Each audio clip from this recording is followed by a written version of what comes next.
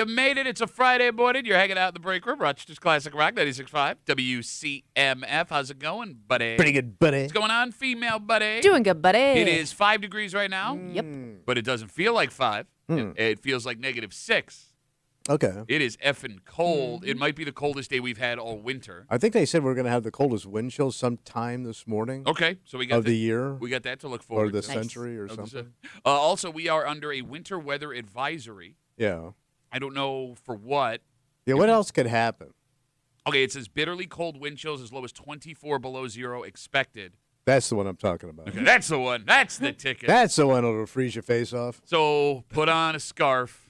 Or stay home. Or be a man and just deal with it. Go get frostbite. Well, look, man, there's a lot going on in the world right now, right? You're dealing with these crazy temperatures and storms across the country. That's about it, though. I mean, God, look, you turn on the news, there's 15 different things going on, both domestically and on furniture. Yeah, but that's about it. But look, it's good to know Yeah. that there are some local municipalities that are taking on the most important things right Oh, good. For example, the village of Pittsford is in a fight. They're in a fight. Well, they're about to start a fight. Yeah. I'm going to read you. Somebody going to Fist City? I'm going to read you a story from the Democrat and Chronicle this morning. Are you ready? Quote, the village of Pittsford is looking to expand and strengthen its code that bans scooters and bicycles from most uses on sidewalks. Oh, all right. Oh. Get these jackwads back in the street where they belong. All right, Back now- in the street where they're going to annoy you even more. and Or get run over. Exactly. Yeah. All right, so I'm about to read. This is 100% true. Yeah. What I'm about to read you is 100% true as reported by the Democrat and Chronicle. You ready? Uh-huh.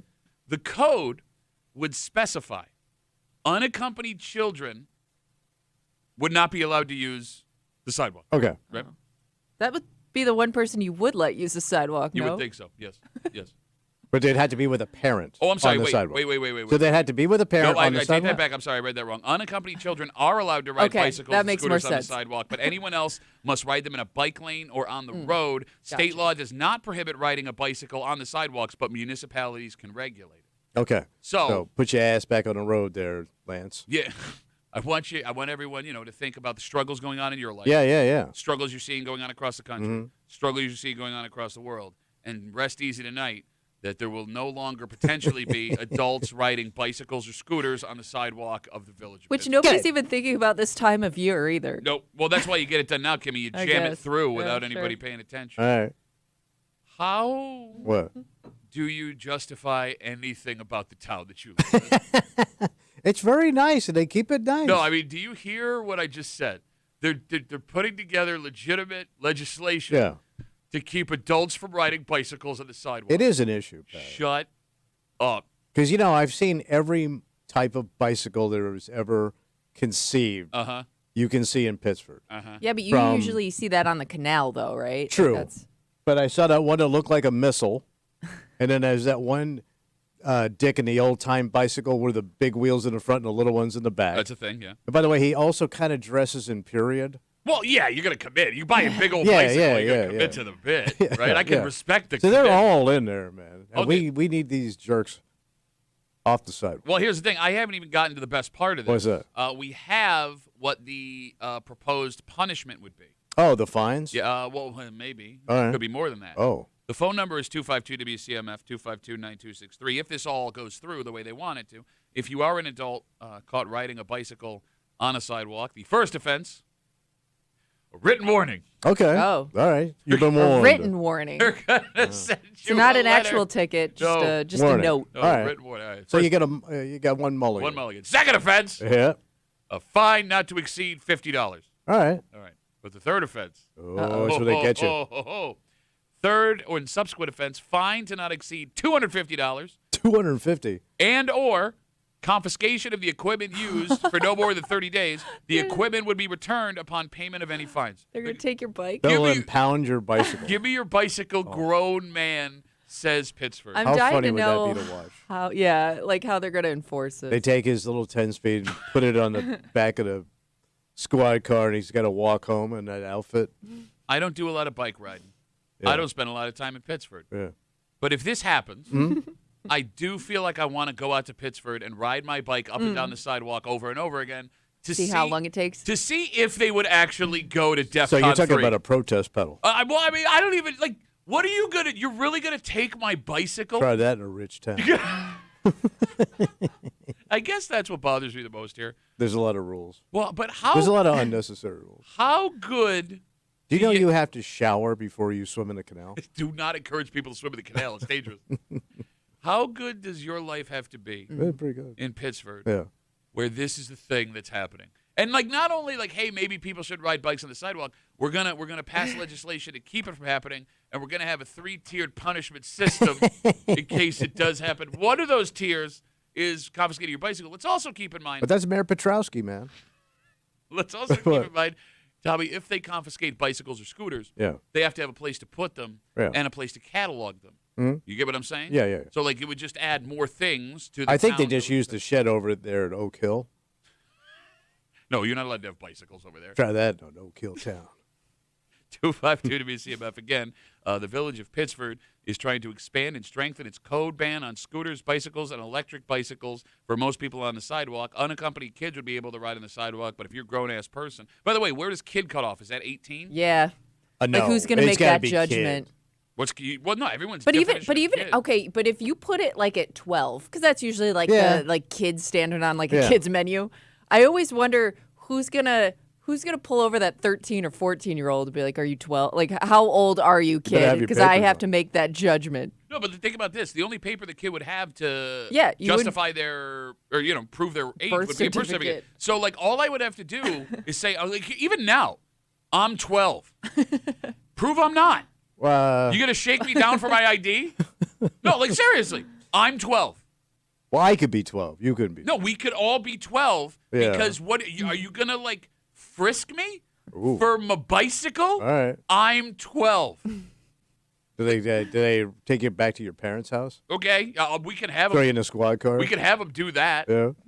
Like, what do you do if I'm like, yeah, I'm not 39, I'm 12 years old? Like, what happens that point? Like, do they not think this through? Yeah. Do they have the power to be like, you show me your ID right now or you're under arrest? I don't know. It doesn't sound I like don't that's know. a You thing know, I you have to could wait do. and see till spring. But, like, why even do this? Do you as a Pittsford resident? Yeah. Do you think this isn't a problem? Like, is this something that you see all the time where like somebody would complain about You it? can't if it's a nice day in Pitt. Let's say it's a really nice Yeah. Saturday in Pittsburgh. Mm. There are just so many people walking around that village. You couldn't ride a bike on that sidewalk if you wanted to. Try me. You couldn't. Try, watch me. I wouldn't have tried before. You couldn't get around. Like from that dairy all the way over to where the From library the is, dairy to the dairy. library.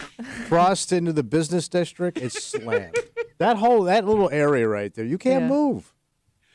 So if you would like to give input Yeah. on this proposed bicycle and scooter legislation, there will be a public hearing What was that? on the proposed changes February 10th at 6:30 p.m. at the Village Hall. The old town hall. No. The village, old The village hall. Village Hall. Oh. Wanting this Yeah. is insane. The punishment is even more insane. Yeah.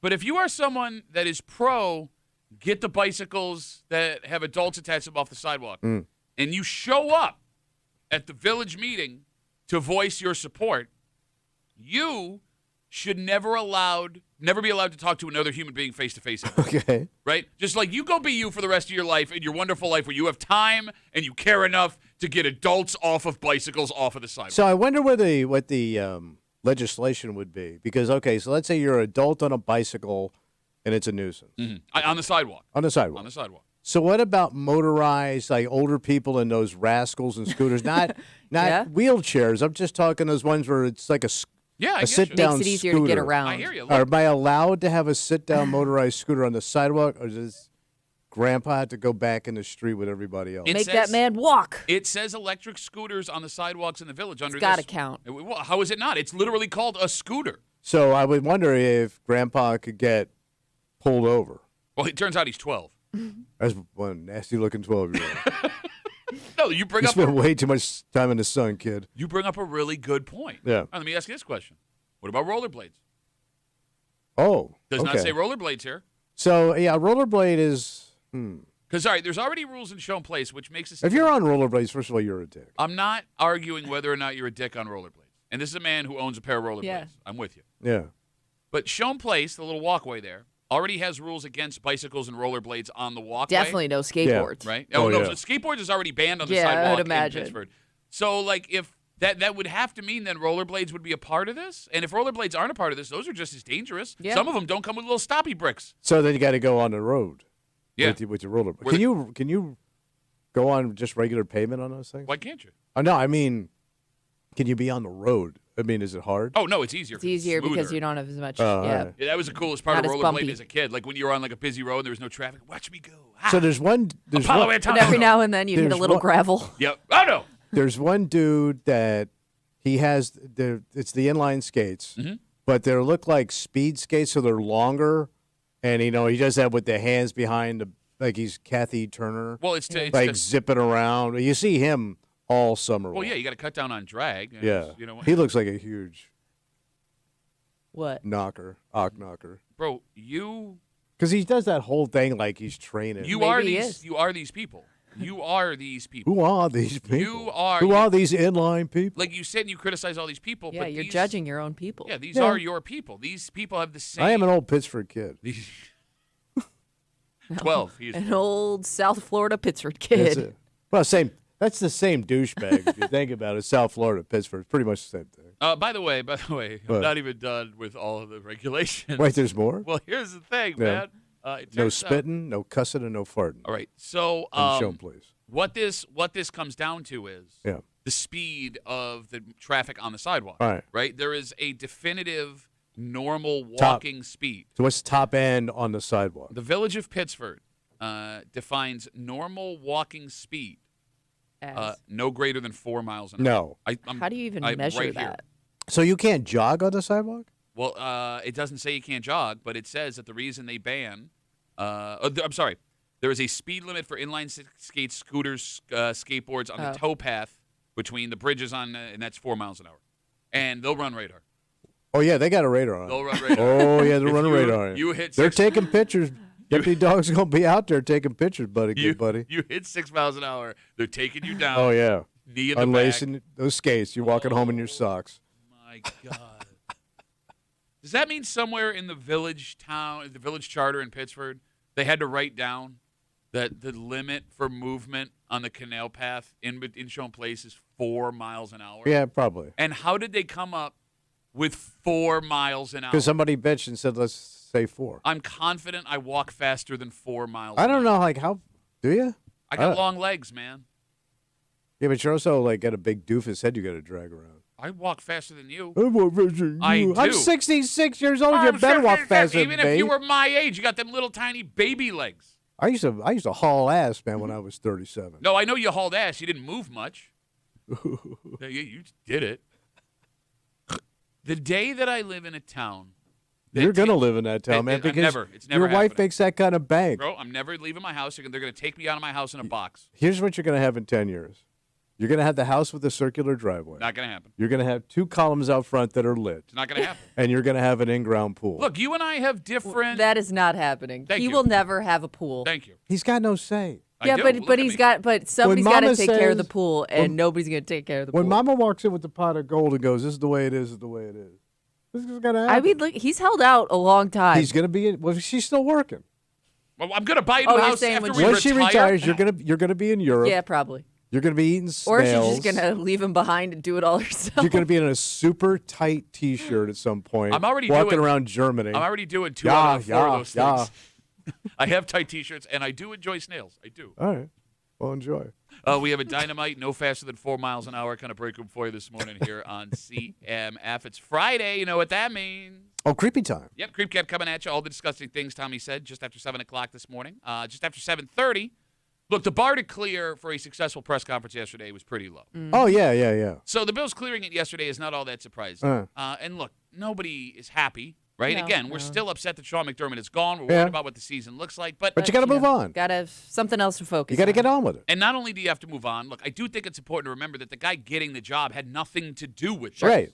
And He's just jumping on a great opportunity. And I think proof of that showed up in his press conference yesterday because, Kimmy, I realized that the reason that first press conference felt so icky is that the man that got them to that point didn't get the due he was deserving of. And yesterday, the new head coach, whether it was because he felt that way or because he was savvy enough to understand what he needed to do, went out of his way to do it. And we'll get to it.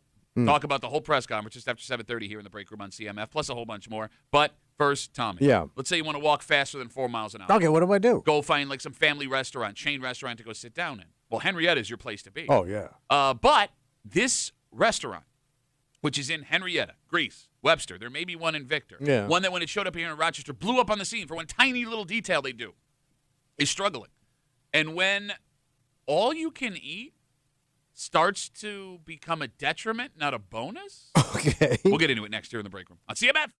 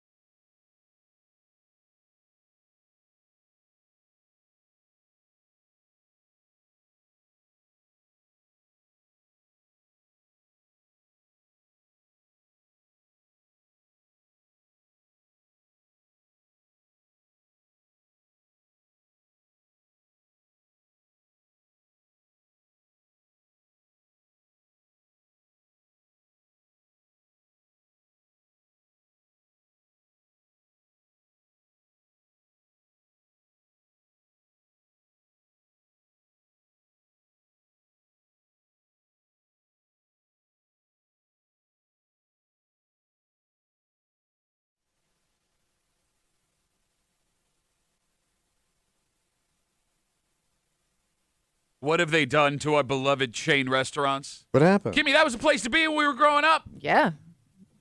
That's what you looked forward There you to go. on the weekends. So they're all Kimmy's going on it. away? Well, look, man, like we are in this like theme chain restaurant apocalypse. Like as far as I'm concerned, when I was 14 years old, I didn't want to eat at any place that didn't have a bunch of crazy crap that had nothing to do with itself yeah. on the walls. Was a nice novelty. And when a new one came to town, oh, buddy. And that's just it. When this place showed up all those years ago here in Rochester, folks were freaking out. And I always assumed, based on the traffic that was in the parking lot of this place, that things were going okay. So what happened? Well, we're wrong. And I think what happened, Tommy, is a new restaurant price index that we need to talk about. Oh. You're hanging out in the break room. That's a thing? Rochester's Classic Rock 96.5. WCMF. We'll jump right into it. Red Robin. Yum. Thank you. Has started to abruptly close locations across the country. Wow. So it's the sit-down burger joint. You got it. Yes. Big old, it's what they're known for, man. And all the fries? Unlimited fries. Damn. All the fries you can eat. And we'll get to that in just a second. So they started just out of nowhere closing restaurants in Illinois, California, and New Jersey. They say as of now they're going to close 70 locations nationwide. Can we see how many locations Red Robin has? Thank you. We have a lot of Red Robins in Rochester. Oh, we do? We have one in Greece. We have Henrietta. We have one in Webster. Do we have one in Victor? There's one in Greece? I didn't know that. Yeah. Yum. It's at the mall. Is it still there? I don't know. You could be right. Maybe. Okay. The company. Yeah, you're right. There's 3, it looks like. Okay, so Greece, Henrietta, Webster. Yeah. The company says they have lost $18.4 million in the last quarter. But here's how bad that is. A lot of burgers, buddy. That's a massive improvement compared to where they were last year. And to the point you made about the fries, you know it's bad when any place that offers unlimited anything is struggling. Yeah. Because the hook for Red Robin for years, the burgers are fine. Yeah. But the unlimited fries is what got Pile you it in. on, yeah. man. All the fries Keep you them can coming. eat. Put the bag on. All right, so here's my question. And the phone number is 252-WCMF, 252-9263. And I don't need your opinion because you're going to say stuff that you have no knowledge of. What? I've had food. Okay. Barely. I was fat. You were not fat during the Red Robin era. You weren't fat really during the chain-themed restaurant era. You got too skinny. Well, I know you're a big fry boy. I am a huge And I also know a fry gal. Well, yeah. Who isn't a fry person? Even if you don't eat fries I love French regularly, fries. who hates French fries? I do crave French fries. When's the last time you had a French fry? When did Obama resign? He didn't resign? Or, he was done. This is a man in his 60s who doesn't know what you call when a president serves 2 terms. Well, and can't like run they again. resigned, like they're done. They're not resigning. Yeah, remember he said, I'm not a crook. Yeah, that's right. Black Nixon. I forgot about that. Whoa, Black Dick. When you talk about how people see Red Robin, Yeah. the phone number is 252-WCMF. Because it's it's an upscale burger joint. Well, but that's just it. Do people Because it has a full bar and everything. everything, all Yeah. that stuff. Do people see Red Robin as a cheap date night, or do they see it as an expensive date night? I never saw it as an expensive option. I mean, I wouldn't think it's a high-end date night. But it's not exactly inexpensive. No, but it's like kinda in the middle middle, ground. Yeah. Okay, but what is Like middle- you're like right there. Like you don't think it's not fancy enough where you wouldn't bring like your kids. You know what I mean? Like it's still kind of like a family spot. Yeah. Do people go on fancy date night to Red Robin? 252-WCMF. And the reason I said you are not allowed to answer this question is, 1, you don't eat, and 2, you live in Pittsburgh. So you have no semblance on what is fancy chain versus unfancy. Can I at least say, I think it's middle. I say it's middle ground. Yeah, I understand. Can't get a good cup of chowder. Good chupacabra, ladies and Chupacabra. gentlemen. No, what I'm saying is there is no middle ground anymore when it comes to what food costs and going out to chain restaurants. Either it is expensive or it is super economical. Because even that middle ground, you would look at the receipt at the end of the night and go, holy crap. But it is a burger and fries at the end of the day. And I I mean, think like if you went to like Longhorn, you're getting like a steak. But you're not getting a steak at this joint. You're probably going to get burger and yeah, fries. that's why you go to Red Robin. All right. And I think the all-you-can-eat fries kind of changes the way you look at it. Lowers in your the mind. bar. You think that it makes it less classy? Well, Well, not less it's everything. classy. If it's all Getting you more can bang for your eat. buck. What's that? Jimmy's all about it. She can't get off of all the fries. No, but to her point, if it's all you can eat Yeah. French fries, that's not a high-end joint. Right. All right, so let's talk about this. I would like to roll out a theory I have. Okay. What I like to call the fancy to spend index. All right. When I am going to take out my partner, is the money I am spending worth the clout I am getting in my relationship? Okay, does it pop? Yeah. Like if I spend $80 at Red Robin Right. on dinner for two with a couple of drinks, I'm not guaranteed getting laid, right? She may not shave her legs. Okay. Maybe to her knee. She's not even doing her thighs, man. It's winter. She's gonna wear one of them old Italian lady Yeah, pantyhose yeah. up to the You know thigh, it. up to the calf. Yeah. But I would argue an $80 dinner at P.F. Chang's might be worth my fancy to spend index. But you ain't getting much at $80 for P.F. Chang. Because P.F. Chang's, it's a higher-end Asian food. Chinasian. Chinasian. Are you having a stroke this morning? Well, I know. Is there a gas leak? Because my brain's not feeling good either. No, I'm saying, like, Kimmy, would you argue that P.F. Chang's is a fancier place than Red Robin? They always the overall vibe of it felt fancier. It's more of a date night It was, place. yeah, Yes. it wasn't a place like my parents took us to. Okay, so if I'm going to spend $80 at Red Robin or $80 at P.F. Chang's on Milady, the odds I get laid at P.F. Chang's are higher than at Red Robin? I guess probably it would be seen as like a little bit more upscale. So then if I have that as my option on date night, I'm going to go with not Red Robin because my odds of making this date look fancy are smaller. Yeah, that's a valid argument. Which brings me to this question. What's that? 252 WCMF, 252-9263. With Red Robin starting to close locations across the country, and again, we don't know if any of the ones in Rochester are closing, what is the fanciest chain restaurant where I can get the most bang for a potential bang? All right. Like, Kimmy, the chain restaurant that Yeah. screams the most, wow. I always thought this was fancy as a kid. Red Lobster. Okay, Red Lobster's up there. Well, it's seafood. Yeah. So that raises the bar a I little think bit. that's I just looked at it as a more upscale chain restaurant. I still look at it like that. Yeah. Like, if I take my wife to Red Lobster, there better be something happening. I think Okay. I've only been to Red Lobster like twice in my life. Really? Yeah. Yeah, that's sad. I can't afford any lobster out of tank. I don't can ever see remember with my going there I got as a cans of tuna kid. fish at home. It was No. always really busy too. It was Red and I Lobster think was my always parents slammed. just didn't On want the to deal with weekends, it. yeah. Fair enough. But you said that anything with, all you can eat made it less classy. Red Lobster has several all you can eat dishes. They do. Yeah. Which kind of lowers it a little bit. No, I disagree. I think that if But it's it does have lobster, so that's, that raises it a little bit. Remember, that's where my own man, got really sick on their, lobster that was, they were like two tails for, $25. Uh-huh. And he was pounding them. and he was drinking bad heads at the same time. Oh, yeah. And he threw it all up over the booth. Ooh. Yes. All right, if Red Lobster is not the fanciest, most bang for your bang chain restaurant, what is? Okay, we only have one here, but it is a national chain. Cheesecake Factory. Oh. Is that And fancy? it's one of the nicer chain restaurants. hey, It's got a Jamie. full It's nice bar. on the inside, but I think because it has such a huge menu and such a variety of things that they sell, I think people see it as less fancy. Like I had to do 2 classes when I was in high school on the Bible and read most of it. Right. And that menu would take me more time to read than both of those classes. there it's are the King's- pages. The King James version of the Cheesecake Factory. But I mean, it's got a full bar. It's nice. Cheesecake, Cheesecake. Why do you pick Cheesecake Factory, Kimmy? because it's in Pittsford. And Yeah. if you're walking over there, don't go more than 4 miles an hour. That's right. And it's always slammed. I would argue that Cheesecake Factory is a step above that because it is very, very, very expensive. Yes, it is.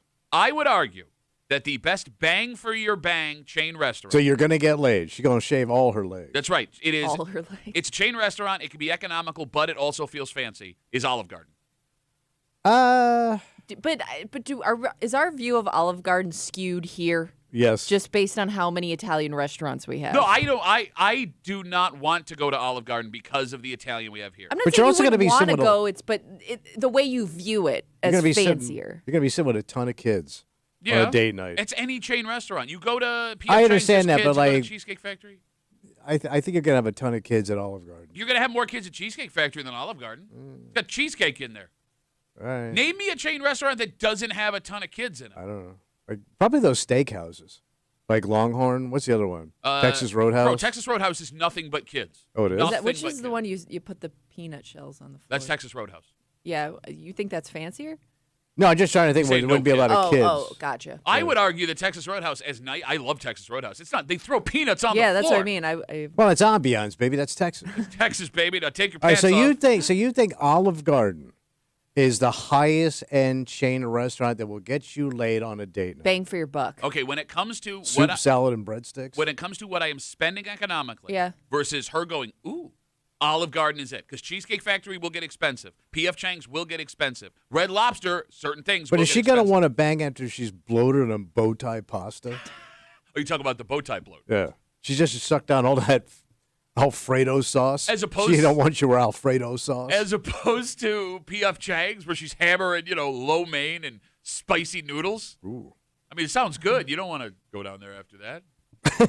Don't want to do that. It's bad? That's bad. All right. Was the macaroni grill fancy? I've never been. Well, that was like the battle between that and Olive Garden. Well, they 'Cause were they're- owned by the same company, right? I know. I very thought they were little. under like the same branch. Maybe that's a different place. Okay. But either way, like I always thought that was a fancy place. We got Instagram messages coming in. Duffy and WCMF, easiest way to get us. Again, we're talking about Red Robin. They started closing locations across the country. No word on if any from Rochester will be closing. But the reason why, I am speculating, Red Robin is struggling is it's not inexpensive, but it's also not a great date night because it's not like a fancy place. We were talking about the best bang for your bang. Troy nominates for chain restaurants. Texas de Brazil put her in a meat coma twice in one night. Well, that's a higher end joint Super high end. because that's like Not- Brazilian steakhouse Yeah. stuff. It's You're the- getting all and you there's a can eat, show. but there's Yeah. a price. You're getting a little show at the table. I have been to Texas de Brazil twice in my life, and it's an unbelievable It is. experience. It's awesome. Yeah. But yeah, man, that is And that ain't cheap. No. But man, if you like meat and sausage, And guys cutting meat off of swords in front of you. Yes. That's a thing that happens. Google it. yeah, it's good. But that would be number one. Connor throws a decent one. Oh, what's Connor saying? Connor is nominating Outback Steakhouse, quote, take her down under. So that was like my old man's date night to finger blast my mom was Outback. He loved him some Outback. But do we have any left? Because they cut back. There's one on Ridge Road in Greece. Yeah, thought that- and that one's always packed. The one in Henrietta, I think, closed. Yep, that is now one of them boil bag seafood places. Yeah. I think the only Outback left in the greater Rochester area is Ridge Road in Greece. Yeah, my dad took all their knives. No, I think that's a good one. Although I haven't been to Outback in a long time, so I don't know what the price. And you can point get seafood, you get steaks. It was nice. But again, like that could all of a sudden you're paying $150 for two people. 'Cause True. She got seafood and steak. And they also pour you a good drink there. But that At least also they used to anyway. that also leads me to believe the drinks are going to be more expensive. Oh yeah, And here's the thing, man: you cannot have sex after a bloomin' onion. It's a physical impossibility. you will be stuffed. But my old man fought through it. Yeah, but he was a Marine, No, he was in the Oh, Navy. your mother was a Marine. My mother was in the Marine. which is why she could handle what her dad was doing. You're dead. Let's take a break. As we're talking about going out and eating, right? Like Yeah. Part of being attractive to your spouse is at least looking somewhat decent. Yeah. And we have in front of us a study that says men who do this are better husbands. Okay. This- Is this a grooming thing? No, it's to take care of yourself. Oh. And as a man who does this, I am arguing this study is all wrong. Oh. And But you're doing it. I do this, and I think it has the opposite effect. Oh. And we'll get into it next here in the break room on CMF.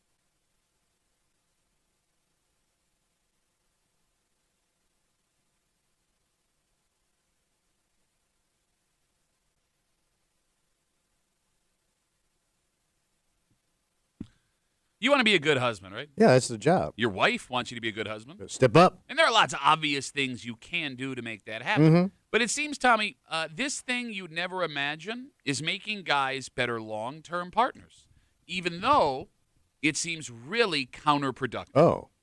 You're hanging out in the break room, Rochester's Classic Rock 96.5. WCMF just after 7 o'clock this morning. It is Friday. Yeah, buddy. You know what that means.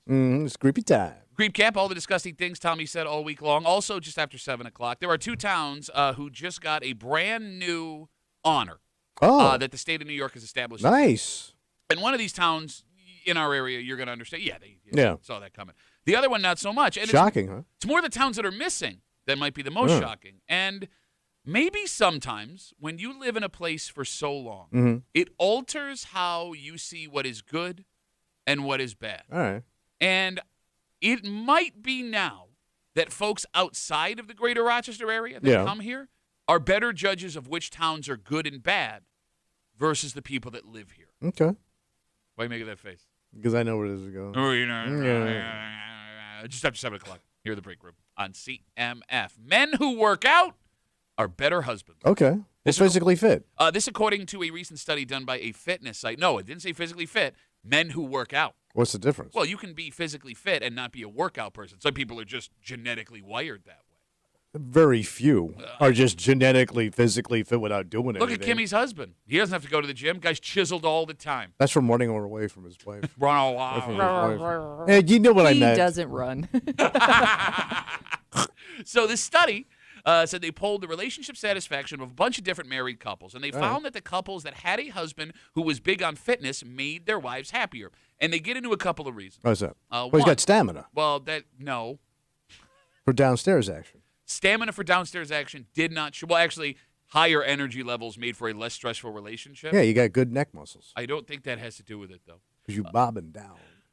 They said the men who worked out were disciplined. They knew how to set and work towards goals. Okay. They applied that to their marriage, too. They said they are healthier, which bleeds into healthier eating habits for kids, which wives really liked if you had children. And they also said men who worked out were better at stress management. This also bled into their relationship, according to this study. So basically, it's a healthy lifestyle. If you have a healthy lifestyle, it sounds like you're going to be a better mate. All right, so. Because if you're working out, you're probably got a better diet. Okay. Right? Not necessarily. I don't know. You've been to the gym lately? Bunch of guys with arms and shoulders and big old guts. That's fine. God bless you. There's a gut slut for somebody out there. Do you guys believe that husbands who work out are better husbands? Yeah. I mean, just based on you're just going to be more active and you're not going to be sitting on the couch watching, TV all day. Is it because you do your push-ups and your wife likes it? Is it push-up day? That's Saturday. Okay, I'm sorry. Kimmy, are husbands who work out better husbands? Yeah, you must have a nice Do you time. think that there's like... Huh? You must have a nice time. Yeah, girl. Yes, but I guess to a point. Because I also... Like, I'm thinking, like, if my husband and I had kids, like, I would be pissed at the amount of time he spends at the gym. You know what I mean? Like, I would...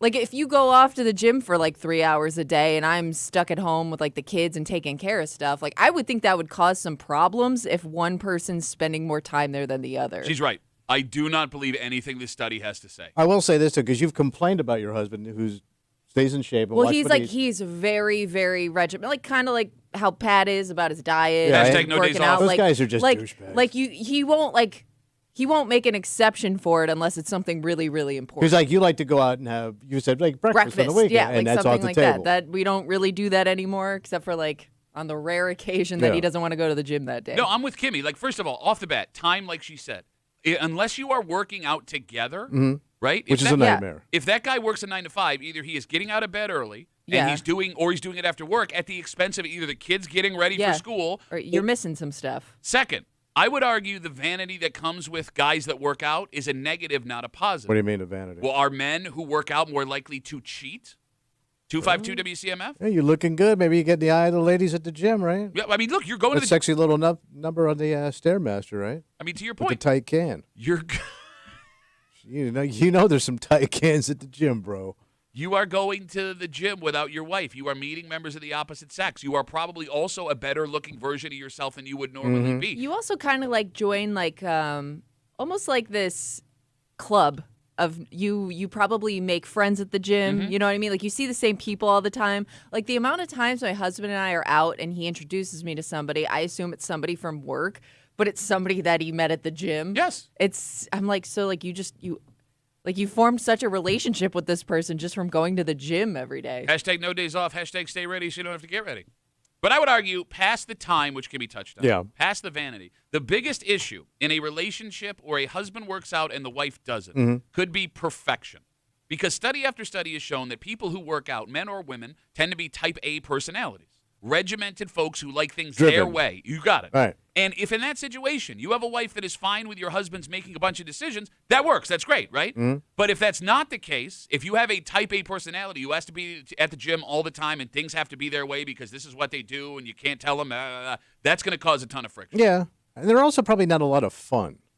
Because if you're constantly working out, you're constantly worried about your diet, and you're that regimented, you're probably not It's hard spontaneous and fun and relaxed because you're constantly trying to pursue this perfection. Sorry. Is lazy man here trying Well, I think it would also be difficult if you were all of a sudden that person. Like if I went into the relationship and you were always like a gym rat, like I guess I know that going in. I think it's when somebody makes the change to do that, that's when it gets difficult. I will say this, because you started out as a fat comic.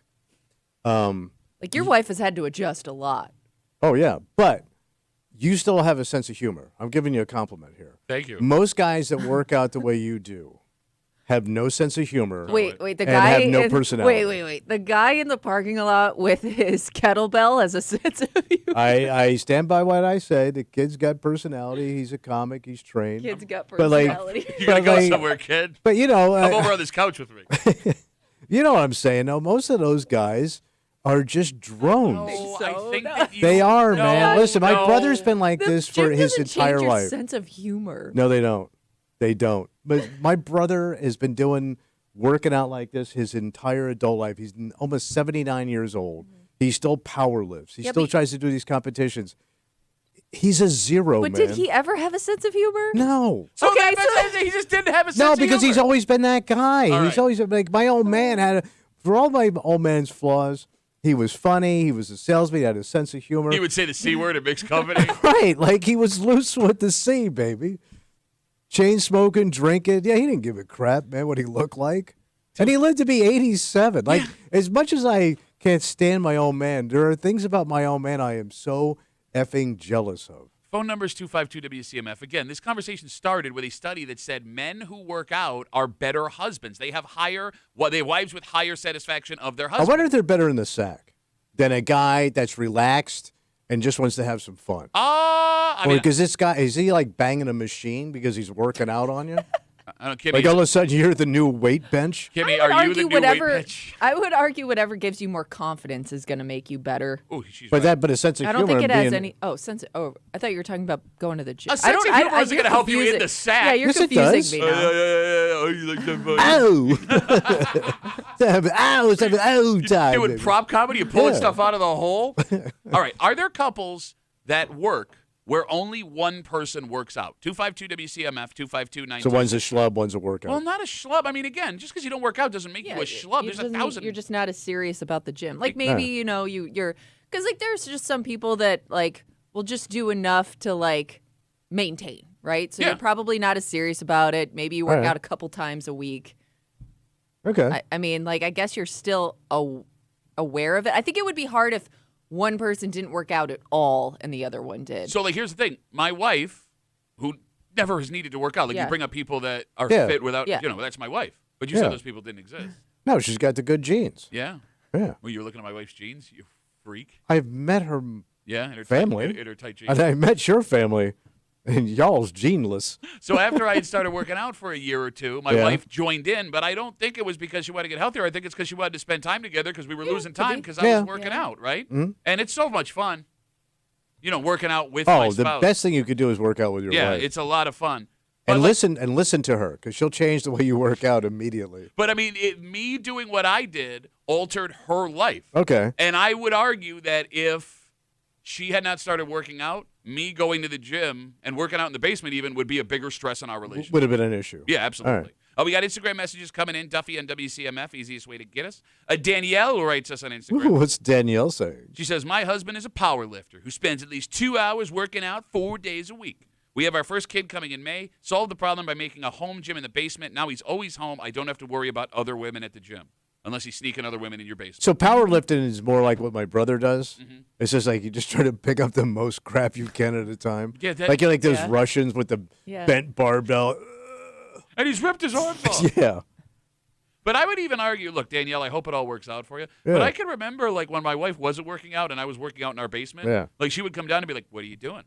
Like, it was the bat signal for, you better be done soon. Because the kids need this. Wrap it up. Yeah, I have this to do over here. And, Like, I see all the time on Instagram, these fitness influencers that have, like, they have, like, their kids, their babies in the gym while they're working out. Yeah. It's like, oh, that's so cute.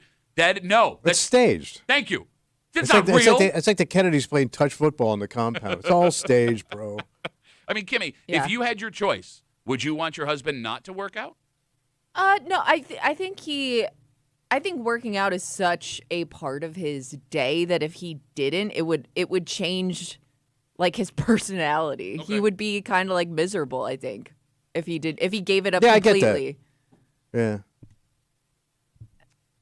Sabi writes us, Duffy on WCMF, easiest way to get us. This is a lady. She says, some people enjoy the size difference where one partner is chubby and soft where the other is gym-focused. Yeah, everybody loves chubby and soft. I have seen couples where the other is just their type, you know what I mean? So you settle. It has nothing to do with... You settle for chubby soft. What did your wife do? She settled for midget. Dan writes us, now we're just taking shots. See, everyone's becoming you now. Oh, we're talking about the gym. I do 20 push-ups a week. I got to take shots at people. Dan writes, we had a triathlete in the neighborhood. Dumb as a box of rocks. Sad. Yes. Well, what does that have to do with him being a good husband? You could be dumb and a good husband. You could. I'm dumb. I try and be a good husband. I mean, look, whatever works for you works for you. That's it, man. Right? But this does kind of feel like, Kimmy, this like fitness propaganda that we're getting blasted with over and over and over again. You're not eating enough protein. You got to go to the gym. You're going to die at 32 if you're not deadlifting 800 pounds right now. Right now! Sign up for my course, 30-day course. Yes. All right. It's Friday. You know what that means? Oh, creepy time. Yep. All the disgusting things Tommy said all week long. We got the Creep Cat coming at you here on CMF. We got a lot of people asking. We will be getting to the Joe Brady, new Bills head coach press conference just after 7:30. I have a question that I think you can help me with. I can't wait. All right. Yes, sir. Hold that question. I knew nothing about this dude. I never heard him speak before. I've just seen him in the booth, looking up and down. That's it. Sure, yeah. So, and you know this guy. Kind of. Well, you know him better than I do. Well, yeah, but that's everybody because you don't talk. I only have like one question. Okay, I will answer that question for you just after 7:30. But before we get there, you're going to get angry.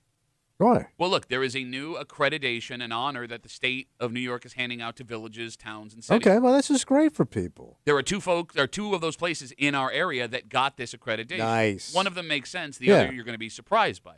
But it's who didn't get this that I think will bother you. Okay. And I am here to argue that when you've lived in a community for long enough, sometimes the folks that live outside the community have a better view of what is good and what is not than you do. And we'll get into it next here in the break room on 96.5 WCMF.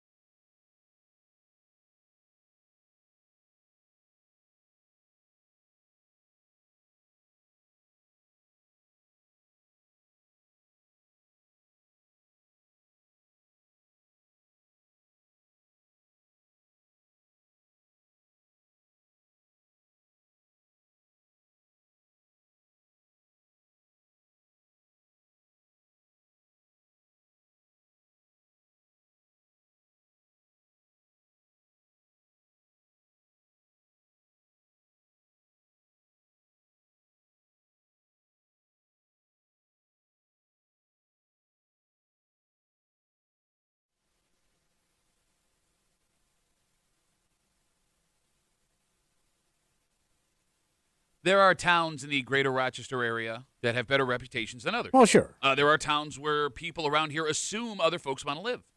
But the fact of the matter is, when you live here, you have bias. Mm-hmm. And we need outside factors to tell us objectively if a place is nice to live. And this, finally, might be one of the ways to do this. This is fantastic. You're hanging out in the break room, Rochester's Classic Rock, 96.5. WCMF, just after 7:30. The Bills have their new head coach. They introduced him yesterday. And the bar to clear for a better press conference than last week was pretty low. Yeah. And all you needed to do was wear a shirt. They cleared it because new Bills head coach Joe Brady did something that somehow in an hour of talking last week, the general manager and the owner did not do. But I am now more excited to discuss this because of a question that someone in this room has. Yeah. A question that he does not have an answer to. I've never seen this guy really or heard him talk. Joe Brady, you mean? Yeah, I mean he's always in the booth, doing his gig. So Sure. I saw some things. I got some questions. We'll get to all of that just after 7:30 here in the break room on CMF. But before we get to what's going on with these two towns in the greater Rochester area, it is Friday. Yeah, buddy. Tommy says a lot of disgusting things. You're welcome. It's all he really does on this show anymore. Yeah, just chime in with filth. All the gross things Tommy said all week long, we call it the Creep Cap, and it happens now on CMF. Oh, you feel that? That's creep running down your spine. It's the Creep Cap on WCMF. But I've never really held in my perversion. That is true. I have satisfied my inner perv. All right, so then I have fed my perv. so then your argument is Every day a man needs to get up and feed his perv. don't listen to this man. You've got to feed that perv, son. So your argument is then 2 dogs inside of you. Christian dog and a perv dog. Which one you gonna feed today? Okay, my horniness. yeah, a time where your brain My horn bone. broke your horn bone. My horn bone getting old. I got a fracture on my horn bone. Getting a little gray in the horn bone. Man. Yeah, but like, hey, I'm a relative. I'd like to stare at your crotch for a while. Well, your dad did try to get you to date your cousin. Yeah, but you got to date your cousin before you can stare at her crotch. No. No, but I mean, her muff would need to be lubed a little. One of my Okay, favorite you're classic the country one. songs. What's that? Lubin' my muff in all the wrong places. Lubin' my muff. In tight spaces. I also J.O.'d in open air. No, I have too. But Right. So, I mean, but hold on. again, you're getting no, closer. see, again, I know. you're picking little details here. Get on the J train. J train. But maybe not that's how the where song goes. maybe that's where it starts. All right. J train. Still total You're skank. still skanking? You left your skank Skanking. in multiple towns. I left my You skank. skanked up multiple towns. I was a rolling skank. One of my favorite Tony Bennett songs is I Left My Skank in San Francisco. I left my skank in San Francisco, high on a hill, Of skank. a skanky hill. No, but there's an inner perv in all of us, like your soul sits right next to your soul. So your soul's over here, your Yeah. perv's over here, and it's a fight every day. Who's going to win, the soul or the perv? Well, I'm just or asking. soul perv. It's so good to be a creep. There it is, the Creep Cap on CMF. 2 towns in our area Yeah. have earned a new accolade. So it's an honor. It is. This year, the state of New York established the Towns of Excellence program. Wow. It honors towns that demonstrate outstanding leadership, innovation, and a strong commitment to their communities. So it's the most vague possible description. Yep. you can- Okay. Can either of you guess the 2 towns that can hear us right now that won this new award? Oh, sure. Go ahead. Well, number 1 would be Pittsburgh. Nope. Number 2 would be Brighton. Nope. You got to be kidding me. Neither of them won the award. Kimmy, Then it's Fairport. no. You What? Want, Oh, you, want, okay. you want to take a shot? Webster? No. Oh. The 2 towns in our listening area that won this award, the town of Canandaigua Okay, well, it's a resort town. and the town of Chili. Chili. Why'd you See, say I was thinking like lake area towns. That's What why I Chili went Webster. get? They got the What'd they say? New York State Town of Excellence Award. For what? What are you talking about? Chili's a hidden gem, Uh-huh. is it not? I've been there. Some nice spots. Mhm. And all nice. Chili is further west than most people go. And there isn't Yeah. like a ball or a theater or entertainment district that would like get people out there. Like Right. teams, It's stuff not a like that. destination. But then what I'm saying is that's why it's easy for Chili, as great as it is, to fly under the be radar. overlooked. Exactly, because, if you're going to go to Chili, you're going to Chili for like a specific store, and then you're going right home. If you live in Chili, you understand how great Chili is. Do awards and designations make you think differently about the place that you live? Well, you'd brag about it, right? Right. I mean, they are closest to the airport. Got that going for you. Well, look, I mean, right in the hub of the industrial complex that's right there, and the you're- rail yards. You're thinking of Gates. It's not Chilai. That is Yeah, Gates. that's That is bro. Gates. That's the Close. same That is thing, Gates. man. Look, when you pull into a town, Yeah. you will see the awards they've won on all their signs. Yeah. Rochester and All America City. Yeah. By the way, what does that mean? It's an all-American know. city. No, not All American. All America. America. All America. America. It says it when you go to Buffalo too. What is that? Wait, didn't Fairport put on their sign when that they were a top 100 town in America? Like they made some kind of like. Yes. Okay, so that yes, was. they there.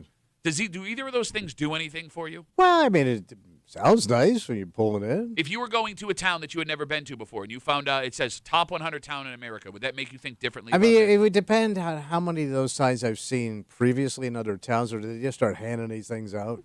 You know what I mean? I would just think quaint. There's Okay. a lot to do here. It's like when you go down to New York City and you walk around, and almost every restaurant has won some kind of award. Okay. You know what I mean? Like, I didn't even heard of these awards, but we're a 5-star, blah, blah, blah. Come on in. Well, if you want a 5-star, blah, Blah, blah, blah, blah, come on in. What are you, the count? Blah, blah. The phone number is 252-WCMF, 252-9263. Maybe there should be several awards just for the towns in Monroe County. Okay. Like if we as a county got together, gave awards to every town in the area, would the majority of people agree on who won which award? Like, Well, for based on what, though? What kind of an award? well, like let's say we did the best place to raise a family. Would the Okay. majority of Monroe County residents agree on the same town? Would No. they agree? Probably not. Everybody thinks it's their town. Well, no, I don't know, because there are also a lot of people that crap on the town that they they crap live on the town they live in, but they're also, it's almost like I can say bad things about my town, but you can't. Like you do still have pride in the place you live, and you will still brag about certain things. Would we agree on the town that has it's the best town for stuff to do? The most Like best bar scene or something. best peaceful place to live, best bang for your buck? yeah. Like if the three of us can't even agree, I mean, that might be the most interesting thing here, because maybe there should be more stuff like this that comes from an outside perspective. Oh. Like these awards came from the state of New York. This wasn't someone that like lives in Chilai that nominated or lives in Canandaigua that nominated. This right? is an overview. Yeah. Exactly. Because what you believe about towns that you've lived near for 30 years aren't true. Because when you live in a place for too long, you have biases that live on far past changes made in the towns you think you know. All right.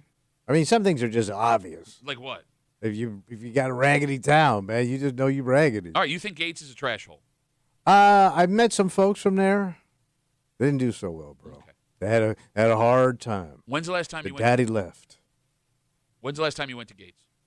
When's it, Gates? Like spent time in Gates? oh, I go to Gates when outside of the Garden Factory. also when I go to Bill Gray's. No, I you said that's in Chilai. no. According to you, though, I drive through Gates to get to Charlie. You drive on the highway. No, I go around. You know nothing about Chilai Gates. Avenue. You have not been in Gates for a significant amount of time. There's nothing in Gates I need to engage in. But that's what I'm saying. You don't go to Gates, so you have no way to tell me what Gates is like. Yet you have this strong, staunch opinion about the town of Gates. Tell me about Irondequoit. Well, Irondequoit's lovely. Is it? In areas. When's the last time you went? Oh, God. Spring of 68. I mean, seriously, like you don't. Even though I didn't move here until 93. There are two towns you know about in this area. Yeah. You know about Pittsford, and you know about Webster. Well, and I really, mean- you don't even know about Webster because you haven't been there in 15 years. Yeah, but what's changed at Webster? They just added A some more stores. ton has changed Yeah. in Webster and Gates. All right, they and got a pizza. Irondequoit. They got a pizza shop with a Ferrari in it. What else? I mean, Kimmy, you get the point that I'm Yeah, making here, yeah. right? yeah, but New people things don't come in. change. Towns don't change. Yeah, bro. they do. Schlubs make schlubs. Trash creates trash. Like there are areas of chubby Greece. breeds chubby. Chubby breeds chubby. You know I'm right, man. Chubbly shows up, and then here comes another Chubbly.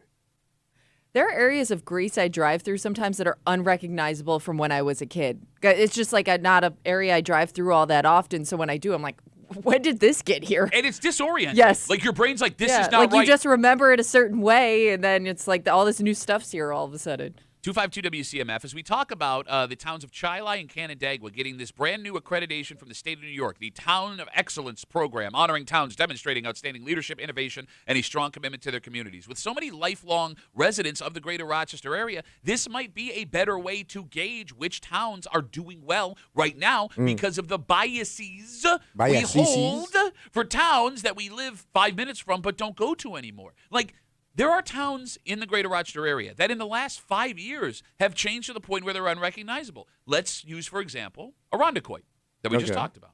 8 years ago, Irondequoit was full of elderly lifers. Yeah. They were not going anywhere. They didn't want any new punk-ass kids moving in. The town's full. Okay? Today, Irondequoit has gotten super young, super fast. Mm-hmm. You are starting to see that in the businesses that are opening. If you want to use that, talk like that, it also applies to a place like Fairport. Well, Fairport's probably been through the biggest change that I can think of. In the shortest amount of time. Yeah. I mean, they have an entertainment strip now. Like Fairport was a stuffed shirt, quaint canal town, and in 10 years, it has become Rock Vegas, and it's the place to go. They have 15 festivals. Every weekend there's a festival all summer long. No town right now is the same that you remember it if you grew up here when you were a kid. I mean, I would say Brighton really hasn't changed I much. disagree strongly. What did Brighton do? What are you talking about? What do they got? Brighton touches They everything. had another corner? Did 14 corners now. Again, nothing infuriates me more than the people that designed 12 corners. Who thought that was a good idea? No, like seriously, whose city planned 12 corners in the same spot? I'm guessing that was like during horse times. Kimmy, is there a... Would you argue Brighton is the town that is the most similar to what it was when you were a child? I mean, I guess I don't have a lot of memories of Brighton as a child. I will say, like, I think it is one of those older town, like a town that's aging a little bit, but eventually will turn over. It just hasn't really happened for them yet. I mean, the way Irondequoit and other places have. I mean, there are storefronts there that have been there for 70 years. Sure, but that have not changed. Right. Yeah, like there are some staples in that town. Yeah. Look, but see, that's what guys like Tommy cling to. It's like, this store's been here. Every town has stores that have been there for 70 years. I mean, you got like three different tailors. You got 3 dogs in you. 3 dog tailors. Which one you gonna feed? You got the shoe guy. Yeah. You got the old Jewish delicatessen that's been there forever. Owned by 3 different people in the last 10 years. Yeah, but it hasn't changed. But yes, it has. It's owned by. It's got the same signs in the window. I understand that you who drives by, like, and this is my point. You driving by it every day, it looks the same. Well, what do you want me to do? Go in and shake everybody's hand every day and ask them how they doing? But it's like asking me about my opinion of Azerbaijan. I don't know. I see it on the news. I can't tell you what it's like to walk around every day. And I'm not Go to saying the Caspian Sea. It's actually quite lovely. I am not saying, the Jewish delis in Brighton aren't awesome. But for you to say they're the same, no, they're not. They're not The bakeries are the same. They're not owned by the families that owned them when you went there. But they've kept the same ambiance. Well, says guy who hasn't gone in. Well, I can't do the bagels. I gotta watch the carbs. Like, in your argument, you are proving my point. You don't know jack about squat, and I you don't sit need to here know. and run your How mouth. much you gotta know? And by the way, What business do I do in any other town? What am I doing? no, but that's what's funny is what you are describing is literally 4 miles from where you sleep, and you know nothing about it. I get my shoes done there. We have Instagram messages coming in. Duffy on WCMF, easiest way to get us. Dom writes, if you don't pay property tax, you shouldn't have an opinion. Tommy is like an STD that infected Pittsford. Well, that was pretty. Jesus Christ, Dom. Actually, kind of. By the way, if your town has a lot of Doms still in it, you ain't changed much. No, that's not true. There are a lot of new Doms in Greece. How are we getting new Baby Doms? Yep. I know quite a few. How did Dominic come back around? What do you No, mean? Dominic is it's very popular. never How left. hairy is your kid? How hairy's your kid? How hairy is your kid?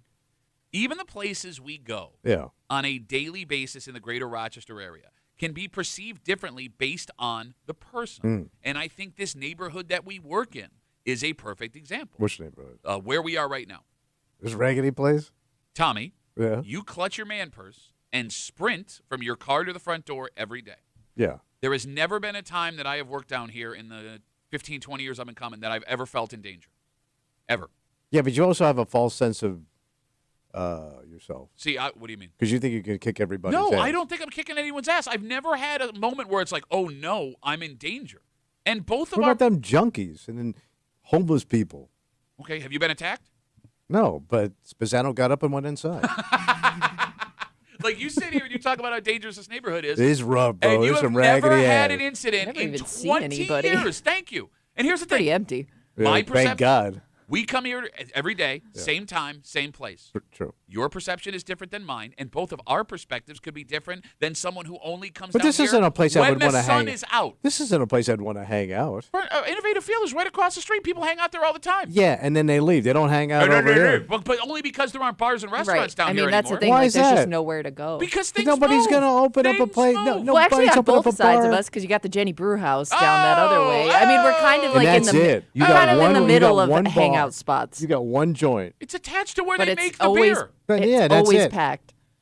An unbiased outside group Yeah. that can weigh the pros and the cons, the goods and the bads of how places in our community function is a very valuable tool, especially right now for people who are desperate to buy homes and find the best value they can get. Because there are towns that have a bad reputation Yeah. that people don't want to move to. But you get a good deal.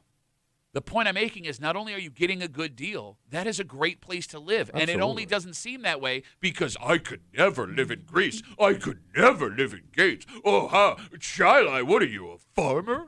No, but I just don't want to be around really loud neighbors. And you know, Gage, Charlie, you got some loud ass neighbors. You are loud. You're a loud person. Am I allowed? How much equipment do you have that you buy that you don't? Just your mom. You let your dog out at 2 o'clock in the morning. She starts barking at deer. Oh, she's a little thing. I would be losing my effing mind. Oh, I wish you lived next door to me. Kimmy, what town do you think has changed the most over the last 10 years? Ooh. I mean, like I said, I think Greece has really like undergone some major changes in certain parts of it. Actually, where you live's really changed. Witten area? Oh yeah. Oh yeah. But I again I don't All the really hipsters remember came it in with from their when I was a chiseled kid. boyfriends named Brett. His name is Alex. That's his name. Oh, it is? Yeah. I had no I'm idea. gonna guess that like a lot of the towns on the outskirts have changed the most, only because there have been so many people that have moved out. Okay.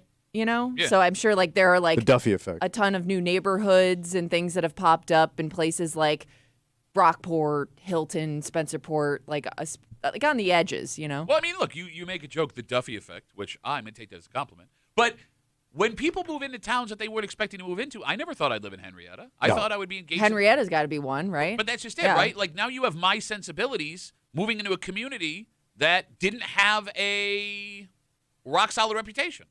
So, Okay. you know what I'm saying? Like my neighbors did not grow up in Henrietta. I did not grow up in Henrietta. So now you have this melting pot of people, Yeah, you have a very diverse neighborhood. and it's creating a new identity. you Like, have, Asian couples. You have, but what was the next door neighbor? so I have my next door neighbor. She was Laotian? Laotian. You had wife- Doofus. wife- Jamaican. Yeah, very, very mixed. Mm-hmm. Lovely. Uh-huh. Laotian to Doofus. We've got it all.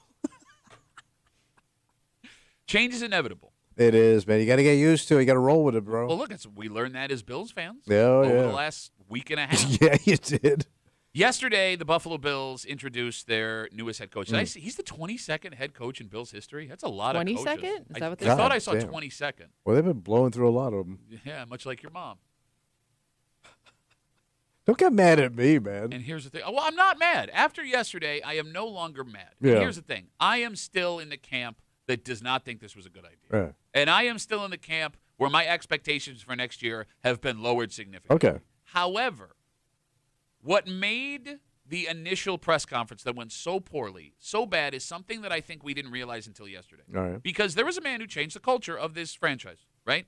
He raised the bar of what we expected as Bills fans. Yeah. And that man in that initial press conference kind of got crapped on for like 90 minutes. Yep. And whether or not he really feels this way or he understood what had to be done in the moment, yesterday this new head coach took steps to make things better. Okay. And we will play you some audio. And Tommy's got a question. Just a question. And it's it's always good when Tommy's got a question. We'll do it next here in the break room. Let's see about.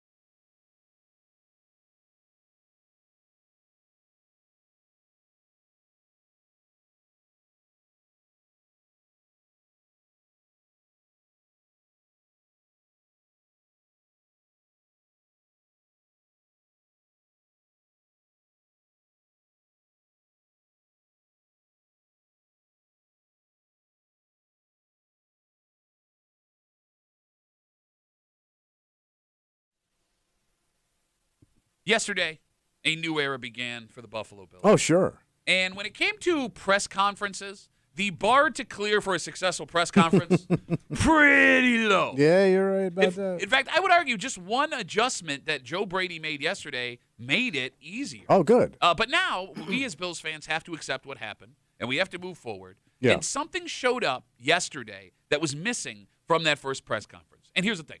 This does not mean that Joe Brady will be a great coach, even a good coach. Yeah. And it doesn't fix the way things all went down. But I do think it's exactly what Bills fans were looking for. Oh, good. You're hanging out in the break room. Rochester's Classic Rock 96.5. WCMF will jump right into it. Yesterday, Joe Brady was introduced as the new head coach of the Buffalo Bills. Coach Joe. And right away, Yeah? you may have noticed a difference between this press conference and the one 9 days ago. What was it? No Terry Pagula. Oh. Oh, he was there. He was there. Yeah? But he did not. No microphone. Yeah, no microphone. Sit down, Grandpa. I didn't see him on the dais. He didn't sit up in the.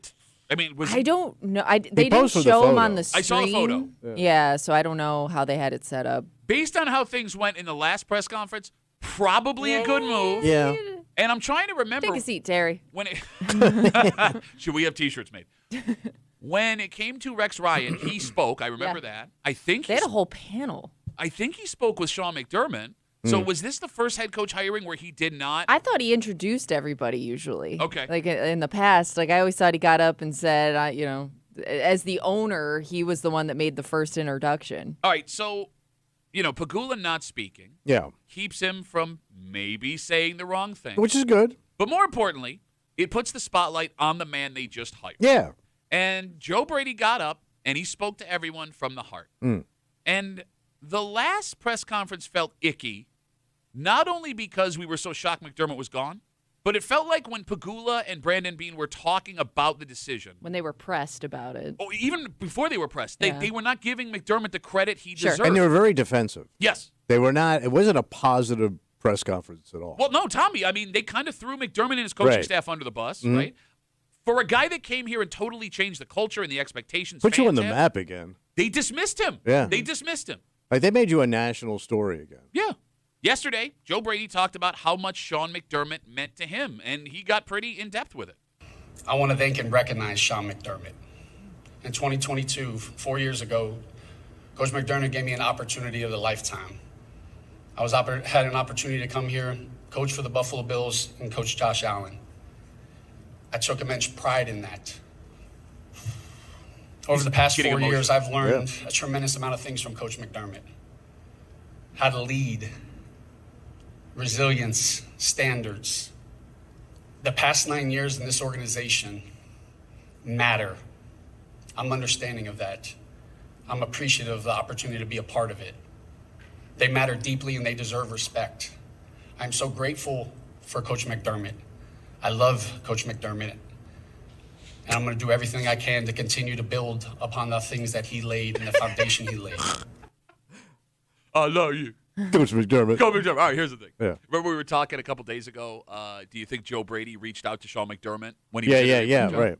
That tells me they've had a discussion. Probably. Yeah. Right. Yeah. I mean, Yeah, the guy's yeah. got some passion in the voice there And for now, and emotion. Yeah. yeah, that's good enough for me to think this wasn't some screw job. Sure. Yeah. Right. Said all the right things. You got it. Yeah. I mean, Didn't just blow past it, right? And here's the thing, understanding the moment, Yeah. like it wasn't just Brady who understood how monumental this press conference was yesterday. A bunch of Bills stars came out in support of the new coach. Josh Allen, who was a part of the search, was there. So he was there, right? We will talk more about that later because Uh-huh. that got a little scary for a 2nd But the support of his players being there for him also got Joe Brady very emotional. Lastly, our players, my guys.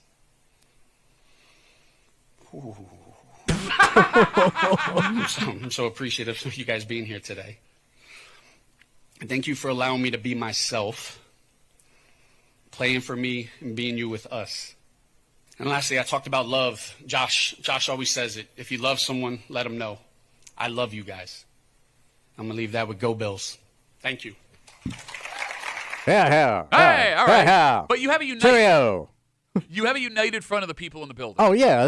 That's a uniform event. Yeah. Like, it's seamless. And there was even I'm sorry, were you going to say something, Kevin?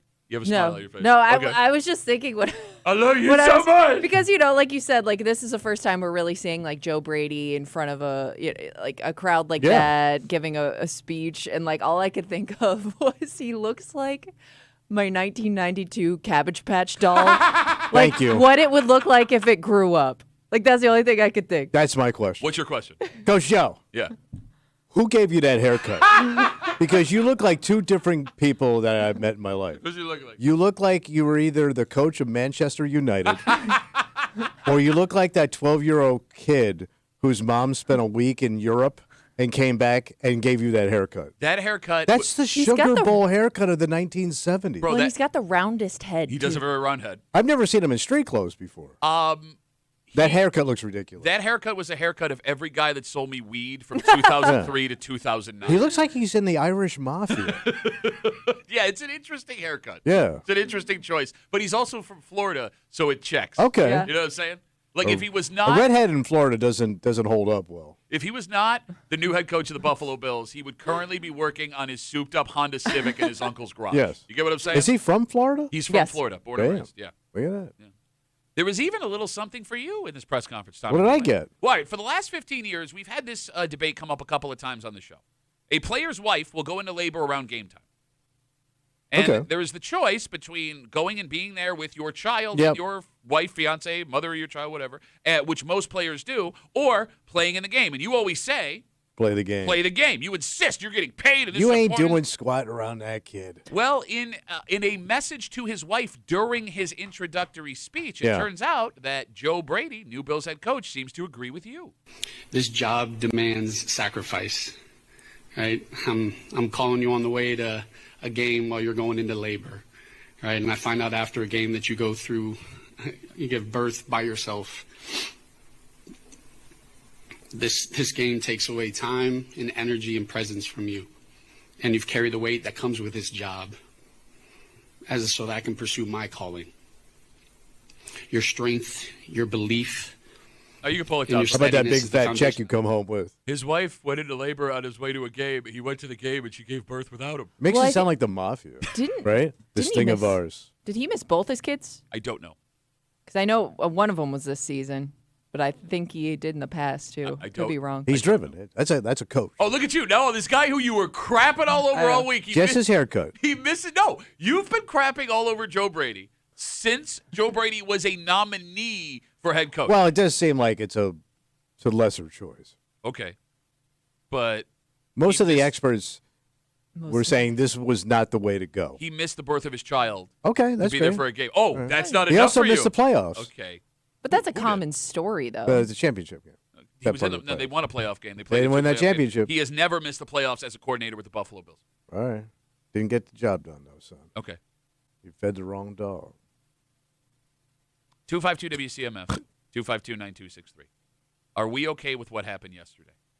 Well, like, yeah, you didn't learn anything. I mean, he did the right thing. He did a standard press conference for a coach. We learned he said all the right things. We learned he missed the birth of his children for football. We All learned right. that. But most of these guys are that dude. Like, this game is everything to them. Oh no, McDermott has been on record before as saying that if your wife's going into labor, you go be No, with that baby. he's on record for saying F them kids. Look, the guy is excited. Yeah. Right? And I do think we He's have to, committed. we have to keep in mind. I'm sorry, go ahead, Kevin. I mean, there were players that showed up for this thing, which is a good sign, right? Well, Well, there you got to kiss ass a little bit now. There was You're also boss man. Bro, nobody has to kiss that no, guy's ass. no. Well, you got to play the game. There were free sandwiches. Oh, So all right. So Deion Dawkins, you know, he likes a sandwich. look, I think it's important to keep in mind here as Bills fans after that press conference yesterday. What happened before Joe Brady was hired is not Joe Brady's fault. No, And look, none I, of this is his fault. I still don't like it. And I am still But you're gonna take it if And you're I- him. What Well, else no. can you do? You want to be a fan of this team? Well, no, you can just stop watching the game. Like there are going to be people. but I mean, if you want to engage this team, this is your guy. I get no, here. I want to be clear. I'm Yeah. not wishy-washy on this thing. All right, because I still don't like this, and I am not. I am worried about the upcoming season.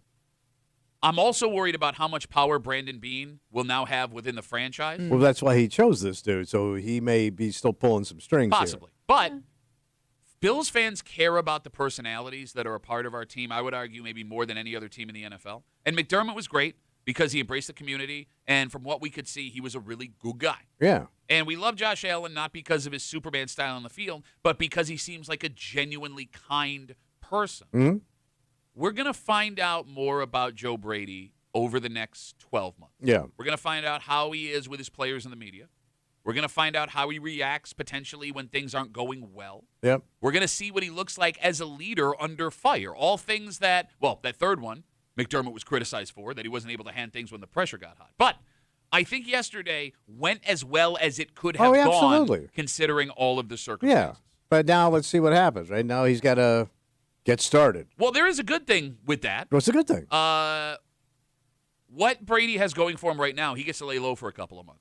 Because the draft will be squarely on the shoulders of Brandon Beane after the comments made in the first press conference. Yeah, I think so. Right? Like, no fan is going to hold against Joe Brady anything that happens in the draft. Everyone looks great at minicamp. Right? When does all that start when the guys start coming back and working out? April. Yeah. Okay. Yeah, ish. After one before the draft, one after. But, like, now Joe Brady has a chance to get situated. You let the McDermott thing blow over because he's not going to coach next year, so you don't have that devil on one side of your shoulder. He's not going to have to deal Brady with big-time attention until they show up at Fisher in August for training camp. So you got time to get acclimated now. Whereas if this was a big-time hire that people were excited about, you would have a camera in the guy's face all the time. Oh, the spotlight. People want to know more about you. Exactly. 252 WCMF. Again, we're talking about Joe Brady, press conference yesterday, newest head coach of the Buffalo Bills. We got Instagram messages coming in. Duffy on WCMF. Ben writes, Pat, years ago you asked what me and my kid and Ed Orgeron kid would sound like if they were together, and we just found out it's Joe Brady. Remember Joe Brady? The LSU coach? So I also learned about Joe Brady. He's really good at speaking when people ask him a question, like just talking like this. Yeah. He's really bad at reading prepared statements. Yeah, but I also Sounds wonder how much of that it sounded like maybe a combo of nerves and getting choked up on certain things, because it did feel like he was pretty emotional throughout that whole thing. Yeah. Talking about his family, the players, what other coaches have done for him. Like, it did feel like he was getting a little choked up. All right, now let's talk about Josh. About who? Josh Allen. Joshua. Right. Oh, my God, our poor baby boy. So he had crutches. He had a little operation. Walking boot. Crutches. Yep. It turns out he's been banged up, man. And yes, he was, yeah. He had a broken bone in his foot. For quite some time. He broke it in the Browns game. The Browns game? Yeah. It was on that play that was almost a safety that he kept the ball out of the end zone to win that game. Damn. He broke his foot on that play. That was over a month ago. So he's done some damage. So he has to have damaged that.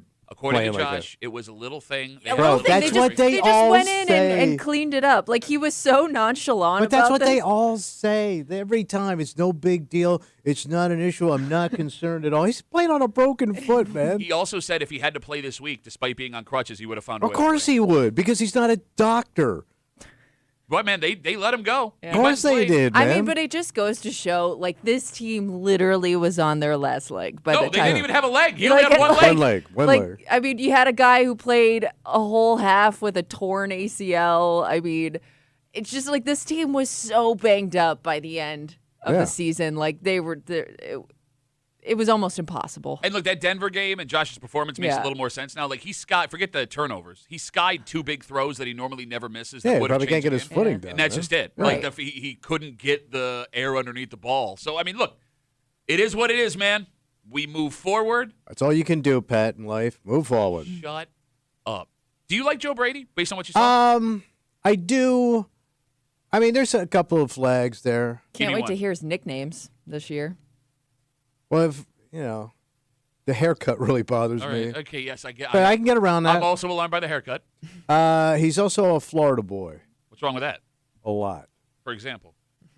Sunny place full of shady people. You would know. There might be some Florida history. He would rather not show up. Who knows? He's a redheaded South Florida boy.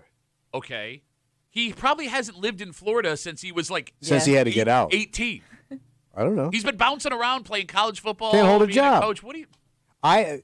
Any dude from Florida, I don't trust. There's a lot of guys in the NFL from Florida. And you don't trust them. And the NFL is full of those dudes. I say, there may be a little. You may get some Florida issues popping up. What's a Florida issue? Girlfriends, ex-girlfriends. Something happened at Gator Moe's one night. By the way, sunburn is a legitimate problem with him because That's what I mean. He's a probably happy to be a redhead. buffalo. No, and the haircut is shaved so tight to the side of his head that hair is not blocking out the UV. It looks like he has a low flow shower head. Also, does not look comfortable in a suit. Well, yeah, because those guys don't wear suits. Can I ask you a question? What's that? So there was something that I noticed, and Tim Graham, who writes for The Athletic, picked up on this too. What's that? Joe Brady and Brandon Beane, it looked like they were wearing the exact same suit with the same Bills Were lapel they? pin in the same spot. Wait, the same suit? Well, they kept talking about in the press conference yesterday how they were in lockstep, right? Yeah. We're all moving together in one direction. But I never seen two dudes at a press conference in the exact same suit. But, I mean, subtly, subconsciously, that would be like, oh, these guys are on the same page. You're right. I mean, they both had the red tie, white button-up shirt. All right. Was that by design? Did they go get the same suit on purpose? Yeah, it looks like a navy blue. Wow. Dude, do you think they thought that deep about this? That's like I don't know. colleges You're do, right? right? All the Twinsies. coaches are dressed the same. They're wearing the exact same outfit. That's a little Yeah. creepy. Right? But, I mean, it's a way for people without realizing it to go like, oh, yeah, these guys are on the same page. Okay. They got- Maybe it's a subtle thing. They tied each other's ties, standing each other, looking at each other's eyes. Brandon Beane moving his hands through the buzz cut on the side of Joe Brady's head. All right, let's take a break. All right. I hate this. Not the Joe Brady thing. All right. I'm not happy about. But this I hate more because for all of the years that you've said this about craft beer, and I've been like, no, you're an idiot. It wipes out all of the arguments I've ever made. Because you argue that guys who drink like crazy craft beer don't drink it because they like it. Yeah, it's a scene. You want to. It's a movement, man. This kind of gives that Yeah. impression. And You're we'll a get- trendy jerk. We'll get to it next here in the break room on CMF.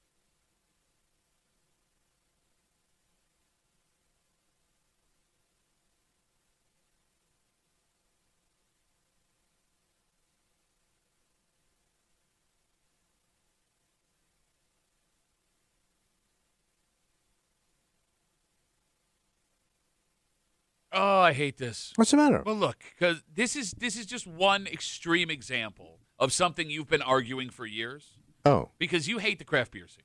no. Yes. Yes.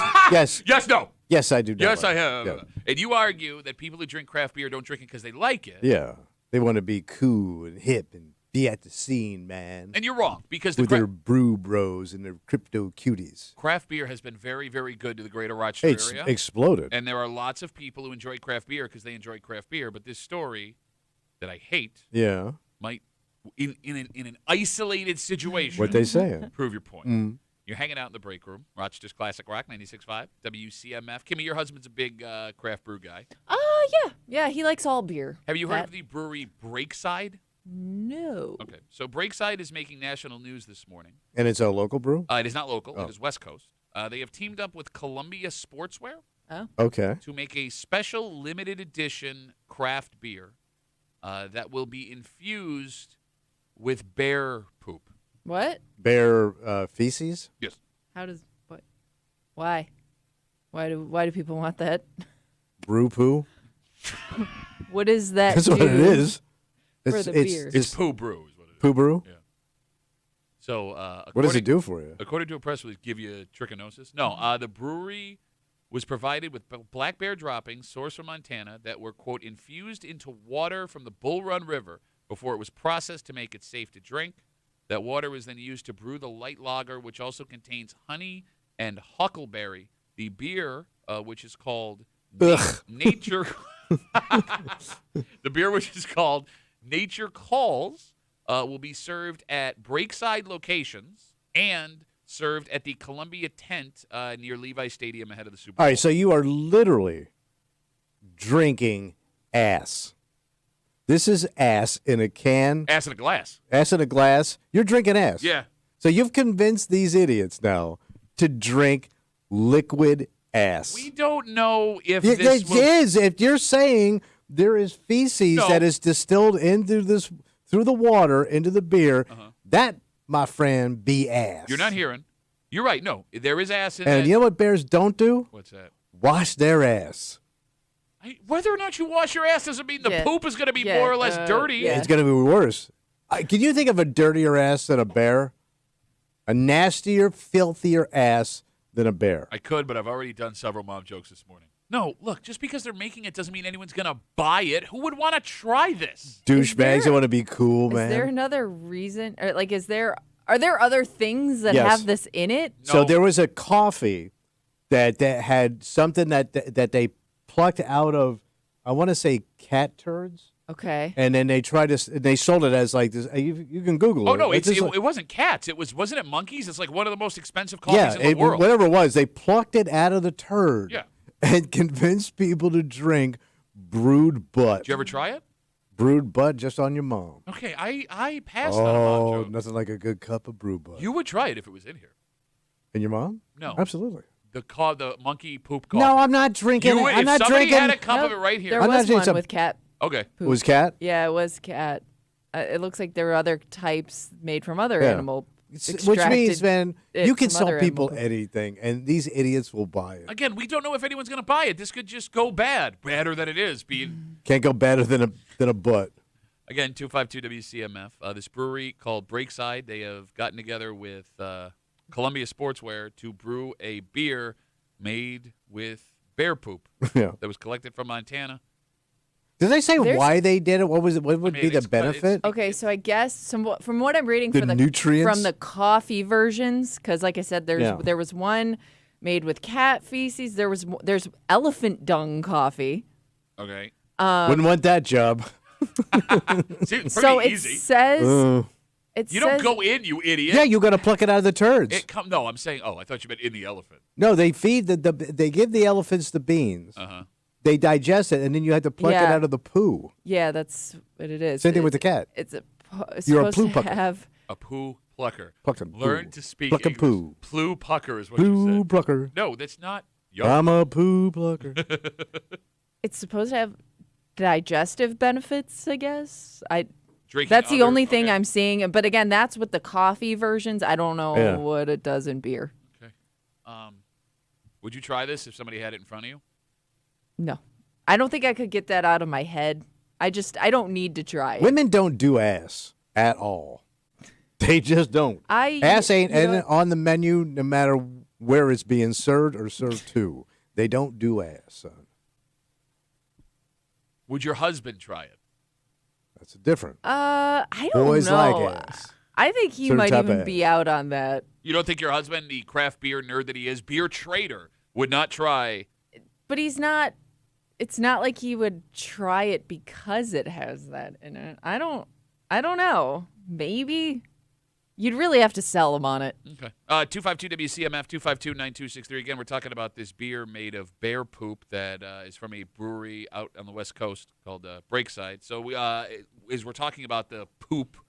Yeah. Okay. So Matt writes us, Duffy on WCMF. He said that coffee is an ultra-luxury rare coffee produced in Thailand by feeding Arabica cherries to elephants and then retrieving them from the dung. It goes for $1,100 to $2,500 a kilogram. Yes, whatever that is. kg? I don't That's know. kilogram. Kilogram. Probably not much. Okay. So you're not only eating it, you're spending a fortune more to try it. Yeah, that was the whole lure, the one with the cat, too. It was like super expensive.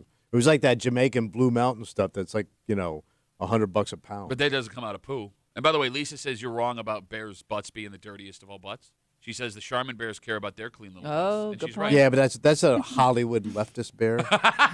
They're a little soft bear running around the Sunset Strip. I mean, this isn't the first insane infused craft beer we've seen before. Well, this is getting close to what else would there be? So there was one that was made a couple of years ago. What'd they do? There was, I believe, goat brains infused in there. Oh. Why would you do that? Why would you do poop?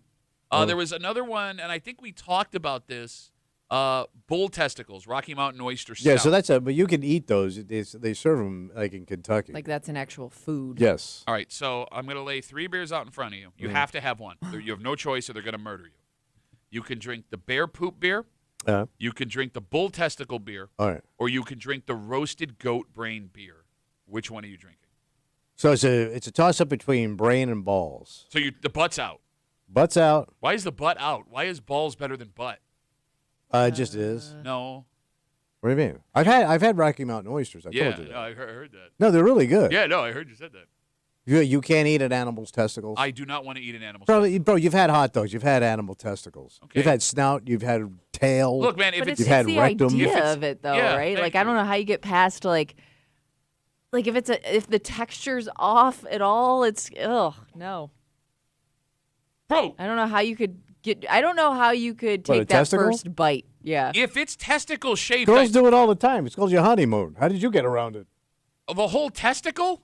Well, they got to deal with your testicles. No, that doesn't. The whole testicle doesn't go in She your mouth. biting them off? Like, no, what are but you you're suckling, you're touching, you're probably mouthing his nuts. Come on. Are we not going to be open and honest here about sexuality? You're the one that said you'd pick to eat it. Yeah, you're the one eating nuts here. So you're I going had- on a honeymoon with the bull? Well, I Is that might what buy you're him a trying drink to say? first. What, you got a garter belt on? Like, how is this? So, yes, I've had Rocky Mountain oysters. They are good, but I don't know if I want, I would probably go testicle. The brains don't really do it for me. They're not supposed to do it for you. We know. That's the debate we're having here.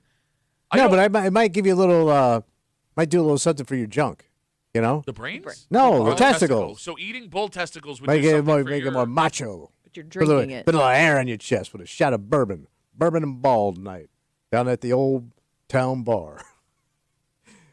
Bourbon's on the table, balls out back. We're going to move on. All right, go ahead. As we talk about alcohol. Yeah. We have another elected official Oh, no. in New York that is in trouble. Was his balls involved? Not his. Well, no. Hers. Her balls. No, not her balls, but her is involved. Yeah. And there are different levels of scandal because there is no arguing this is illegal. In fact, there are people that go to jail for this, Right. right? But there are also people that argue getting arrested for this would not affect your ability to lead a community. Oh. And that's where the debate has shown up.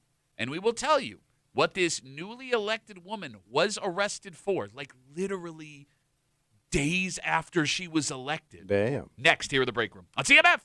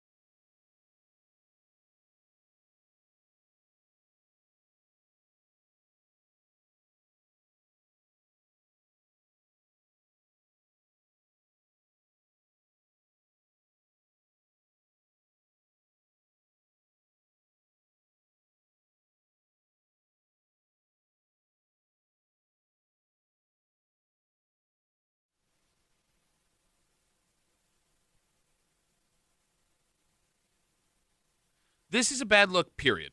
Okay. End of sentence. Anyone, let alone this kind of elected official, arrested for this is bad. And it's somehow worse than normal because of what this person ran on to get elected. Yeah. But there are those who believe one mistake does not define you. And just because you picked up these kind of charges does not mean you are not qualified to do the job that folks elected you to do. But you did pick up some charges. Oh, there are charges, allegations at least. Okay. Oh, yeah, they are charges. Right. You're hanging out in the break room, Rochester's Classic Rock, 96.5. WCMF, we will jump right into it. You want to take a trip east this morning? Yeah, sure. We're going to Saratoga Springs. Oh, nice area. Yeah, nice little town. Oh, yeah, good horse town. Yep. Best fried chicken I ever had in my life, by the way. Hattie's Fried Chicken in Saratoga Springs. There's your tip if you ever go to All right, Saratoga let me write Springs. that down. Oh, my God. All right. Oh, my God. But I digress. Saratoga Springs is where we find County Supervisor Sarah Berger. Sarah Berger? Sarah Berger. What did Miss Berger do? Well, she was just elected and had only been serving her constituents for a couple of days. And as you can probably guess, we're not talking about her for a good reason. Yeah. On January 10th, Berger was pulled over for speeding just before midnight. Berger. And it's good she was pulled over just before midnight because after midnight, Oh, even around midnight. that's when they let it all hang Oh, out. yeah.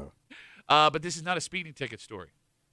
Police suspected she was drunk, so they did some tests. Yeah. And according to several reports, she blew a .13, Okay. .08 being legally drunk. So you have an elected official with this big-time job arrested for drunk driving just days after she was sworn in to be. Well, she's celebrating. Yeah, you got a little tipsy burger. That's bad. Yeah. But it gets worse. Okay. I would imagine. Sarah Berger won her election on some interesting campaign Yeah. ideas. One of them was closing bars earlier in Oh, Saratoga no. Springs to keep the streets safer. Okay. This Okay. woman argued in her campaign that an earlier closing time for bars would reduce police response needs and cut down on DUI. All right. And I guess people liked the sound of that because she was elected. And then 10 days after she was sworn in, Yeah. was arrested for DWI. Oh, she knew what she time? was talking about. Well, she actually did because it actually somehow gets worse. What's left? According to Syracuse.com, this is not her first alleged impaired driving incident. Wait, so there was one before she ran for office The 42-year-old that didn't come out? I Yeah. don't know if it was out or not, but the 42-year-old was previously convicted of a driving while ability impaired, pleading guilty about a decade ago. Okay. So she has a court date coming up, and it is important, again, that we remind you right now that all of the details Sure. about her arrest are just allegations. Yeah. Okay. Okay. How do you campaign on less drunk driving and then get arrested for drunk driving a week Well, and were 3 these days? in the daytime hours or the nighttime hours? Is- Could you campaign against the nighttime hours? It Oh, was there you go. I mean, it was just before midnight, so Yeah. it was the nighttime Yeah. hour. You didn't even make it 2 full weeks. Yeah, that's Yeah. bad. Okay. 252 WCMF, 252 9263. Does a DWI disqualify someone from doing an elected job? Well, I guess it kind of depends on what your platform is. Well, okay. Well, her platform was close bars earlier to prevent. That's not good. It's like the family values guy. You find out he's got 5 girlfriends on the side, or he's got knocked up some broad. I mean, it's bad. Okay, but I would argue your personal life. But if you're running on these campaigns of morality, Okay. and then you have no morals, how do I take you seriously? I mean, that's a conflict of interest. I agree with you, but there's no law involved in that. Yeah. Look, I agree it feels icky, but I Yeah. can't sit here and say throw somebody out because they were cheating on their wife. I mean, But how can I sit there? So what's your question? Okay. Can I vote for you? No. Based on your Should it matter? policies, or Alright. should she be removed from office? There are going to be people who argue that she should be removed from office for if she is convicted of this DWI. And not knowing anything about her, right? Just making her some random county supervisor. Do you think this woman, whoever it would be, should be removed from her job for the crime if she is convicted of DWI? I think you got to let the voters decide, right? I mean, that's who put her in there. So let her do her gig. I mean, you vote her out. I mean, this is the person. Listen to me. You said this is the person you want. But- and by the way, she had a prior. You could have. You're the famous one that's saying you should always investigate these politicians. And And know you're who the one elect. that says, it's so hard, it's impossible. I just go and I pull levers. Well, for I'm people. I'm using your logic here. That let the voters decide. The Okay. same thing with the guy with the morals or anything. But there's a else. problem with that. She's 10 days into what could be, I don't know if it's a 2 or a 4 year term for Could this be. county supervisor Yeah. in Saratoga Springs, whatever. So she could, in theory, if it's 4 years, have another 1,000 days of office after being convicted of a But DWI. this is your girl. No, but you didn't know. You didn't know. I'm going to guess it's going to be a lot tougher to get the things you want done after something like this. Okay. Yeah. All right. You know? So it will affect She's politically your job. dead. Well, look. Probably. Well, I don't know. I mean, we've seen a hell of a lot worse from other people, and they survived and got reelected. Oh, Yeah. yeah. They're all over the country. Look, I'm sure folks who voted for her didn't expect to hear this story while she was in office. Yeah. And in that way, maybe removing that person from office is the right thing to do. However, to your point, in this case, she does have that previous conviction in her past, and she was elected anyways. So does that mean that wouldn't be as big an issue for folks that voted for her, even though she sounds like ran it. on an anti-DUI campaign? But Well, I you guess could I think like, I learned my lesson. I want to clean Yeah. the streets up type of thing. Yeah, like I'm thinking, like let's say that Second that DUI happened way in your past, because everybody makes It's been a mistakes decade. when Decade, it they're said it was a decade. when they're younger, right? Hold So on, wait. Let me just stop just before you make your point. I want to make sure we're clear.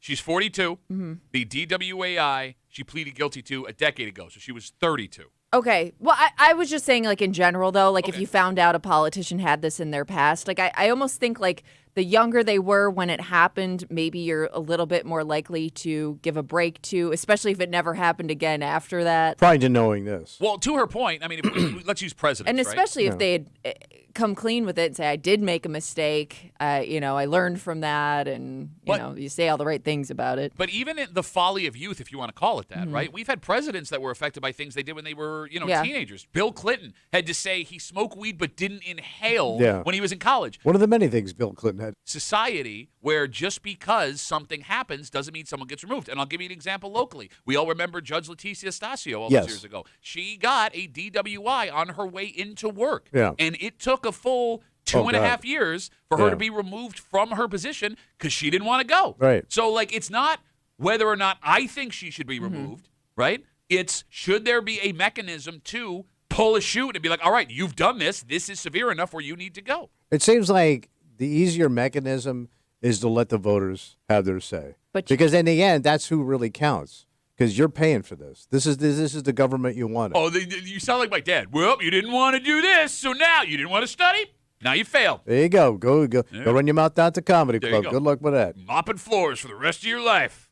By the way, if anyone's got a mopping job, my contract's coming up soon, so I'd appreciate it. It does feel like once you hold that position, you should be held to a higher standard. I think like something happening before you were elected, and you get it, like Tommy said, like the voters decide they still want you, but once you're in there, like you shouldn't be able to make those mistakes without consequences. Because it lets the voters off. Think about that. If you boot her out, then you don't have to live with the consequence of what you just did as a voter. But counterpoint, our founding fathers built in a mechanism to remove people after the fact because we go, wait a minute, this is not what we thought it was going to be. Okay. Right? What are you saying our founding fathers were a bunch of chums? A bunch of floor moppers? Not nose outfits, no. I don't think you can mop in high buckle shoes. We could do an No experiment. buckles, bro. Today, no buckle today. 'cause Laced up like a man. The snow would have ruined my buckle. I'm wearing my ruby reds. 252 WCMF. God, that sounded so soft.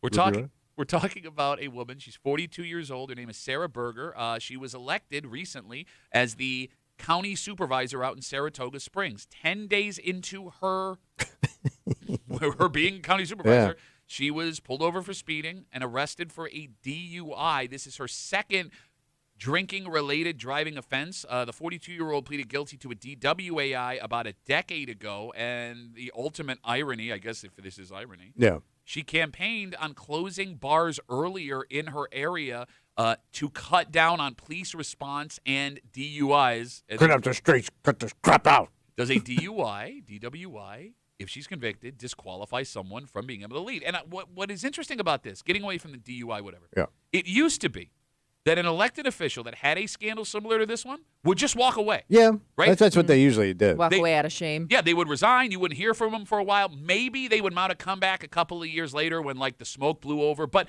we didn't have to worry about removing people from office because they would do it to themselves. Yes. But now it seems in the political realm, they will just stay Stand their ground. because they've all figured out it's really hard to Yeah. get them out of office. Yes. It doesn't Make me. Yes. It doesn't matter the charge they're facing. It doesn't matter what their reputation looks like. Doesn't matter how many people call for them to go. They will just try to ride it out. Right. Because if we're being honest, going back to that Judge Leticia Stasio story that we saw here, we don't even know what it takes to get a mayor, a county supervisor, a judge removed from office. Because, Tommy, think about this. Just in Monroe County, Yes.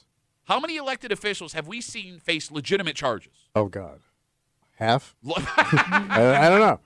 How many were actually removed by a government body? It's tough. You're right. The only one I can think of is Leticia Stasio, where a government-sanctioned whatever said you have to go. So there was like one dick that held their ground, and then they all learned from it. Yeah. Yes. Yeah. You know Yes. what I mean? I don't know who was the original guy that did it, where he got busted, and he goes, "Oh, I'm not going Yeah, anywhere." what are you going to do? But even like, well, okay, we'll use Marion Barry, the mayor of D.C. yeah. I mean, he got cold busted twice and got reelected. But he did resign. I thought. Can you Google and see if he resigned? Thank you. I thought the first one he walked away and then let everything blow over and went out and got reelected. And then I'm thinking, well, maybe so. And then I'm also thinking of the mayor of Toronto, was it Tom Ford? Yeah, not Big heavy, the Chris it's Farley. Ford. looking Yeah, I dude. can't remember what his first name was, but Ford. But that guy was comical. Yeah. But he got busted. Rob and he, Ford? Rob, Or was yeah. it- Rob brother. Ford, yes. Rob Ford They're is two Ford. the guy. Tom Yes. Ford is his brother, I think. Tom Ford's a designer. Yeah. Oh, really? For who? Boy, those shoes apparently. No, these aren't Gucci. Yeah, Rob Ford is the one you're thinking of. But, I mean, that dude hung in there, man, and they had video of him partying on the streets. Okay, man. I want to be clear. I just want to make sure everyone Yeah. understands the situation in Toronto. Yeah. He was the mayor of Toronto. He was caught on video smoking crack With guys on the street. multiple times. Oh, yeah. Saying a lot of controversial things. And drank and showed up drunk to stuff. Yeah. But like like where he had to, like, do a press he got, conferences. in a, he got in a fist fight Yes, he did. with somebody at a banquet he was supposed to speak at and showed up drunk. And he looked like Chris Farley. Yes. Yeah. Ah, the good old days. That's when Canada was Canada. No, the good baby. old days were when they walked away, not when they were smoking crack and tried to hold on to their position. But I guess, like, they learned, like, you want me God, make me. Kimmy, you were saying, I'm sorry. Marion Barry did not resign. No kidding. He served his term, went to prison, and then later returned to Okay, office. I And take by the back way- what I said. Capitals won the Stanley Cup. Not when he was there. I think so. No. They played the Sabres. It was after. No, that wasn't. They were in the Eastern Conference. They wouldn't have played the Sabres in the Stanley Cup. Stupid. The No, Caps but have I won thought- one Stanley Cup, and it was like 5 years ago. But he was mayor that long? You're an idiot. We have Instagram messages coming in. Duffy at WCMF. Nick writes us. This may be a crazy thought. What's but that? Shouldn't the people who enforce the laws be the higher example for the rest of us? It's hypocrisy, no matter how you look at it. It feels like one of those bad supervisors at work that tells you to do or what not to do, then they contradict themselves altogether. They are the worst. But you hired him. But you don't know. It's possible you don't know. Yeah. Okay. I mean, You don't because know until look, it's too late. I am a firm believer in giving people a second chance. Me too. All right, but you do have egg on your face if they do the exact same Right. thing. Yeah, Right. true. Bill writes us on Instagram. I wonder why the person she was running against didn't bring up the previous DWAI during the. We don't know that. Again, this is. By not, the way, she could have run uncontested. There's a lot of those races Yeah. where nobody even steps up anymore. I don't think that would be for. And these small town races, we talked about this. Bro. Some of these towns, there's nobody even to run against. No, the horses get a vote. She was running Oh, against. you didn't tell me that. Yeah. But a lot of those horses are on the needle, bro. Junky ass horse. We got more Instagram messages. Again, this gets complicated to talk about because little details matter in things in the past. Because a lot of people are saying Lovely Warren was removed from office. She actually wasn't. She resigned. Yeah. Yeah. She was not removed from office. She resigned her position. And What- she fought it hard, but she man. resigned like almost until the end. It Right? was Like a the month guy ago. that took over only served for like Yeah. a month or something. You run the clock out. I don't understand why these politicians want to try and ride it out. Because if I'm this woman, if I get convicted or I have to plea, I'm out. Yeah, you don't make it's pretty rare that you save your reputation after that, right? Yes. I mean, like unless you do something so fantastic that people can overlook it, which seems almost impossible. Like I think that'll always hang with you. And with this woman specifically facing these charges, right? It happens so soon into your term that it cuts your legs right out from under Yeah. you. Because no matter what you say, what you do, what idea you have, the folks that disagree with you can rightfully point to this right now alleged incident, and it wipes your credibility. Yeah, you're politically dead in the water, I would think. You would think so, but Right. But you never know, Yeah. man. who the hell knows? Yeah, we don't live in Saratoga Springs, so we don't have to worry about it. Yeah. Good luck, horses. You want to instill independence in your child, Oh, yeah. right? Because Rugged individualism. well, look, man, it's a quick blink where your 14-year-old kid needs you to do laundry, and then they're an 18-year-old kid living on their own. Yeah. But this story might also be a reminder What's that that? the technology we have today and the lessons we teach our kids about independence can blow up in our faces quickly because this is a very scary, scary story Oh. for a couple of parents that live downstate. Their son is missing, but he Oh, wasn't kidnapped. He went willingly. So he just like wandered off? No. He knew where he Oh, was wait, going. he went willingly. He went willingly. I Oh. will give you the details of this story, and you hope to God this story has a happy ending. Yeah. Right? But, we always like to laugh about how easy it was for kids to disappear back in the day. Oh, sure. Right? And it was, because we were invisible. Couldn't track us. But now, the technology we have, there might be an argument that it's easier for your kid to go now than it Really? was when we were kids. And I'll explain next here in the break room. WCMF.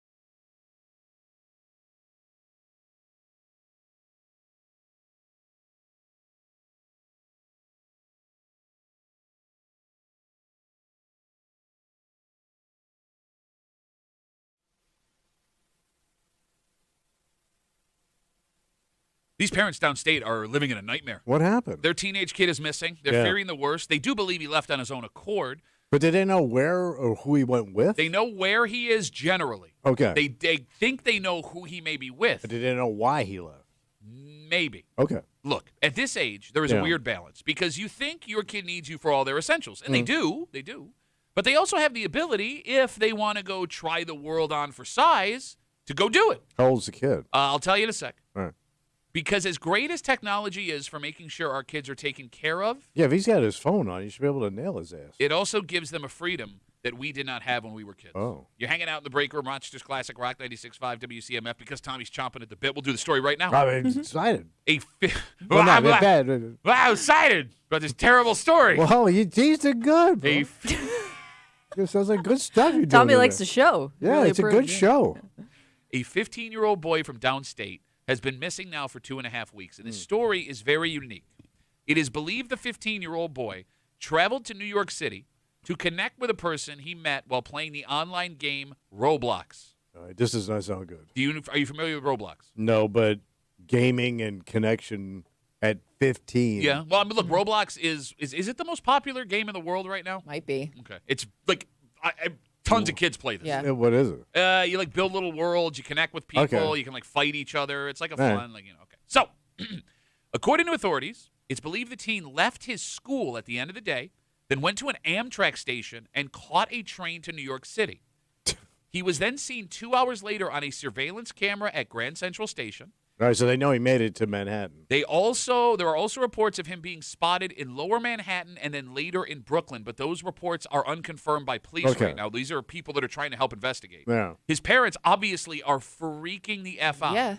They have not heard from their 15-year-old son since he left, and they are, of course, terrified of the worst-case scenario, and they are holding out all kinds of hope that he is safe and that eventually he is either found or he returns Well, they home. got to send out the troops. They have been. They've Yeah. been doing this. They can't find the kid. But as scary as the story is, it is a reminder that today technology gives your kid the ability to do things that we never did. Like what? Well, for example, just meeting someone online is still a newer phenomenon. Yeah. How many parents have apps hooked up to their kid's phone where they can pay for things when they're not there? Apple Pay, Venmo, PayPal. The kids are going to spend whatever they want. Well, like, for example, both of my daughters have an emergency credit card attached to their Apple Pay in case they get into a situation. Yeah, they need money. Yeah, and the other night, my oldest emergency was she needed a Powerade from the soda machine at the rink. Well, you Sometimes got to you just need some hydrate, power. you know. So is it limited to what you can you cap it, obviously, right? So your daughter can't go spend $1,000 Well, I mean, if you at cap a, it, at the Coach store. I don't know. Yeah. We didn't because my wife had this insane fear when she went on a school trip to Washington, D.C., Yeah. that the school was going to lose her and she'd have to, on her own, buy a plane ticket. That was a real discussion I had with So my you wife. had an open-ended credit. Yeah, Line. yes, like it's a credit card. So whatever the limit on the credit card is, that's what my daughter can spend. Yeah. Then kids today have more of an ability to move around freely than we did. You have apps like Uber, you have apps like Lyft, you have apps for food delivery like Uber Eats or But Grubhub. can't you track all that stuff, though, as a parent? It depends. It depends. I'm sorry, Kimmy, you were saying. Well, I was just going to say, yeah, like they have a world of resources at their fingertips for whatever they need. But so does a parent to watch. Okay, so Right. yeah, you know how these phones work. If they're Oh, using crap, your bro. credit card, I guess I that didn't would make be the no way you kid. track them. Okay, yeah, maybe. Look, Yeah. all of these apps that we give our kids are designed to make sure we can keep them fed, move them around if we need to, keep an eye on them.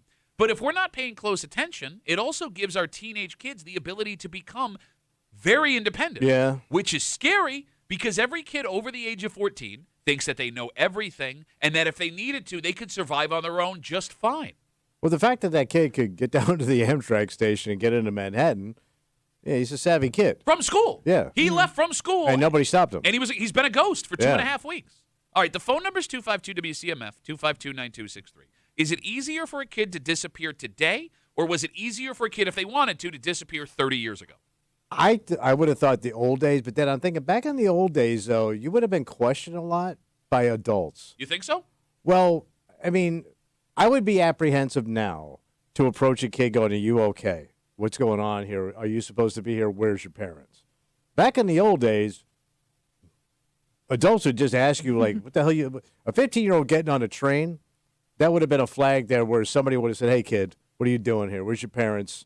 Give me your name." Like you would approach that kid and almost interrogate him, where I don't think that exists anymore. Okay, I'm in a unique situation here because when I was 15, 16, 17 years old, I was traveling to go tell jokes. Right. You were in places that were, more adult. Not one time. Yeah. When I was a teenager in other cities traveling by myself, did one adult stop me and Is that ask? because you didn't look like a teenager? Maybe. No, but that's because your parents pinned that note on your chest that said, "Leave him alone. We don't want him back." I mean, yes. I mean, I guess I'm going back to when the 60s and 70s, and maybe it was different. I don't know. But I would have always thought my generation, you could just disappear, but I guess not. Thoughts, Kimmy? At which point? Easier to disappear today as a kid or 30 years ago? I gotta say it would still be easier to disappear 30 years ago. Just because, there are so many ways now. Like, even if your kid doesn't have a phone, they could be caught on camera somewhere. This kid has been caught on camera. Yeah, you can see him walking around Brooklyn. But 30 years ago, you may have no idea what trail he's left. Okay. I'm not saying necessarily that you're not going to eventually be, pinpoint. If somebody's not going to eventually figure out where you are, but I do think there are more clues left along the way now than there would have been 30 years ago. 252 WCMF, we're talking about this very scary story. A 15-year-old boy from downstate has now been missing for 2.5 weeks. It is believed that the boy traveled to New York City to connect with a person he met while playing Roblox online. Authorities say the teen left his school at the end of the day, went to an Amtrak station, caught a train in New York City. He was seen 2 hours later on a surveillance camera at Grand Central. There are then reports of him being spotted in Lower Manhattan and in Brooklyn. The parents have not heard from the kid. They are terrified. They want him home. They're hoping upon hope. Everyone's looking for him. But the kid has just disappeared into thin air, and it seems that he went on his own. When it comes to disappearing easier today or 30 years ago, I would argue it's today, and here's why. Okay. When I was 15, 16, 17, I was traveling on buses and trains with older comics to tell jokes. But there were a lot of hoops to jump through to do that. I needed my own money to buy those train tickets and bus tickets. Yeah. I needed to be in specific places at specific times. If I didn't make money, I wasn't going to be able to eat. You were dead in the water. You get it. You got it. Which is the name of your tour. If I think of the resources that my daughters have now, all of the stuff I described can be taken care of with stuff that are pretty standard on every kid's phone. Right. And a lot of kids, and I'm assuming this will be the case, hopefully when this kid is found, have figured out a way to cut mom and dad out completely while still having the resources to get what they want or need. It's pretty scary, man. That's what I mean. Yeah. It kind of feels like the connections that we have with our kids now digitally is a false sense of safety. Because your teenagers understand what those phones do way better than you do. Yeah. They're more tech savvy. Yeah. That tracking location, they can turn it off. They know how, right? If you're monitoring their calls and texts, they have ways to hide that. If you think they don't have a certain app, I found this out the hard way. There are things they can do to hide that app on their phone. They're trying to always be one step ahead of you. No, it's not trying. Kimmy, they are always one step ahead of you. These kids know, just like we knew. They push buttons, man. They look for the weak spots. Yeah, but we all did it. Whatever the technology was back in the day, we found a way to get high and our parents didn't know. We found a way to. Yeah, I also don't think our parents were quite as aware of what we were doing or things that you could access online that we were doing at the time. I also wonder, too, the average parent, do they think their 14 to 17-year-old kid, could they survive on their own for 3 weeks? Oh. Not on their own, they have to earn their own money. They have the what their parents have supplied to them. Can that kid make it through that 3 weeks? Sounds like they can. Well, we don't know how this story ends. Yeah, true. And, I'm thinking of my girls, my 13 and 15-year-old. Yeah. Without question, my 13-year-old, I think, would be able to pull this off. And she would be the one that's more scared. But she could do it. Yeah, but she would leave the house and be immediately in the middle management. She'd have her own somewhere. district. She'd be like a division manager of some corporation. She's working her way up at Kinko's. Yeah. They let you be your own boss. Yeah. My 15-year-old would go on a shopping spree in 2 days and then call us crying immediately to come home. Which should be the natural thing for a teenager. You right? would think so. Yeah. But I don't know.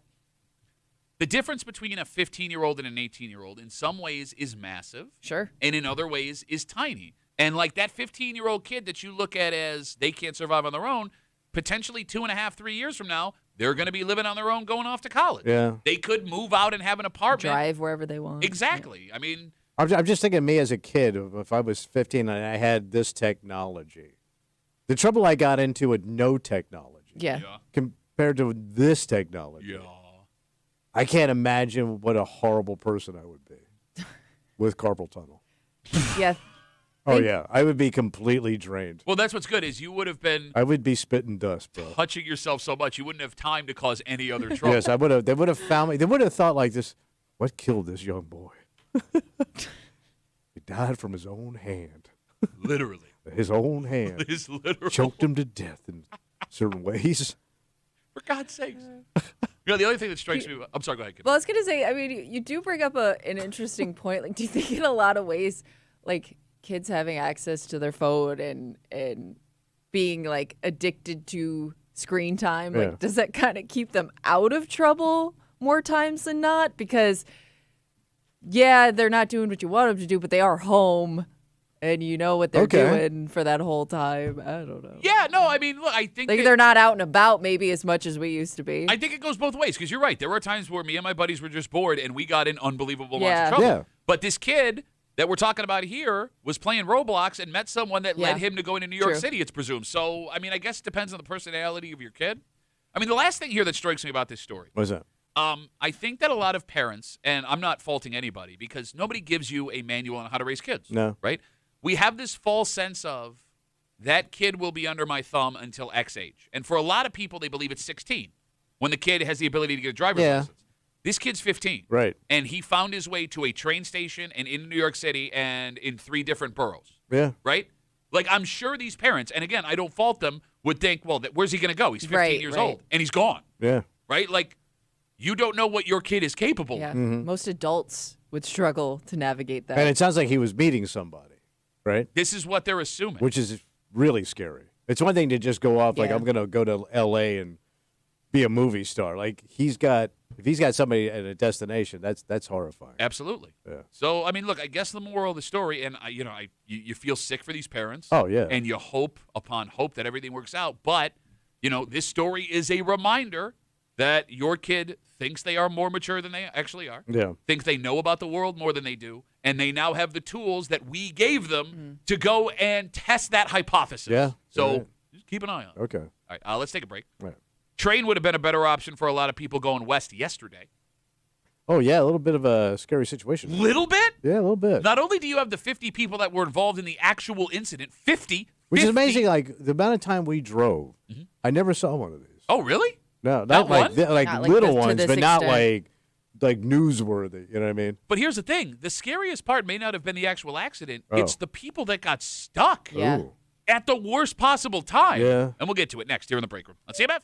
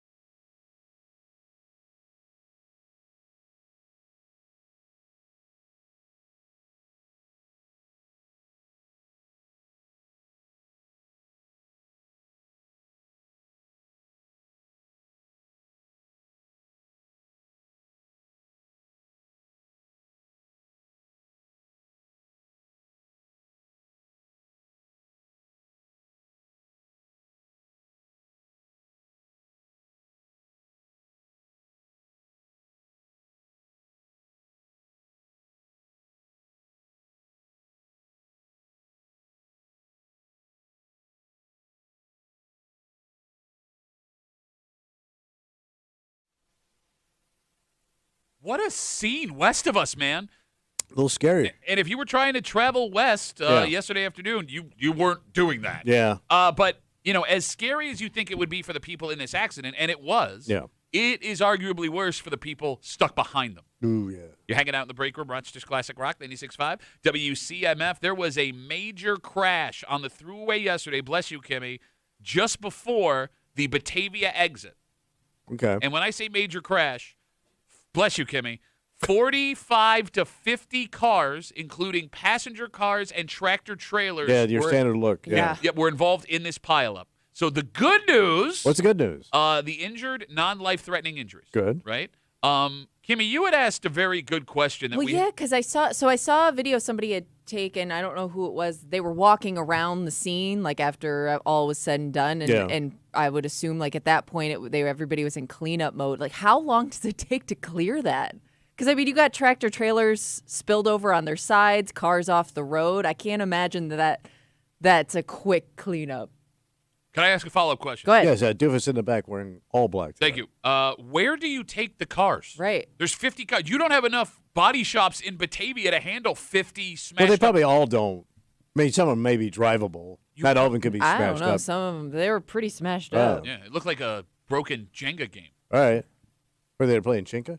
Jenga. Yeah, that's what I said. What is wrong with your brain and your mouth and your face and your personality and your overall vibe? It's a lot of questions there. I want to read you a description from a truck driver that was a part of this yesterday. Quote, I had to make a choice of either hitting the truck in front of me, swerving off the road and running over cars, or getting on the shoulder and bracing for impact. So he said it was Not a lot of good options there. He said it was a combination of whiteout conditions and black ice, a sheet of ice on the road that caused this. So you couldn't stop. You're just sliding. Yeah, It's almost like a slow motion build up. Brace for impact doesn't sound good. Well, I mean, what else? That's got to be the scariest part is knowing you are going to hit something. Yep. The realization of that's like that Captain Sully kind of expression, right? All right. Being a part of the accident is bad. Yeah. But I would make the argument now that The we reunion's fun. 10 years from now when you all get together at Batavia Downs.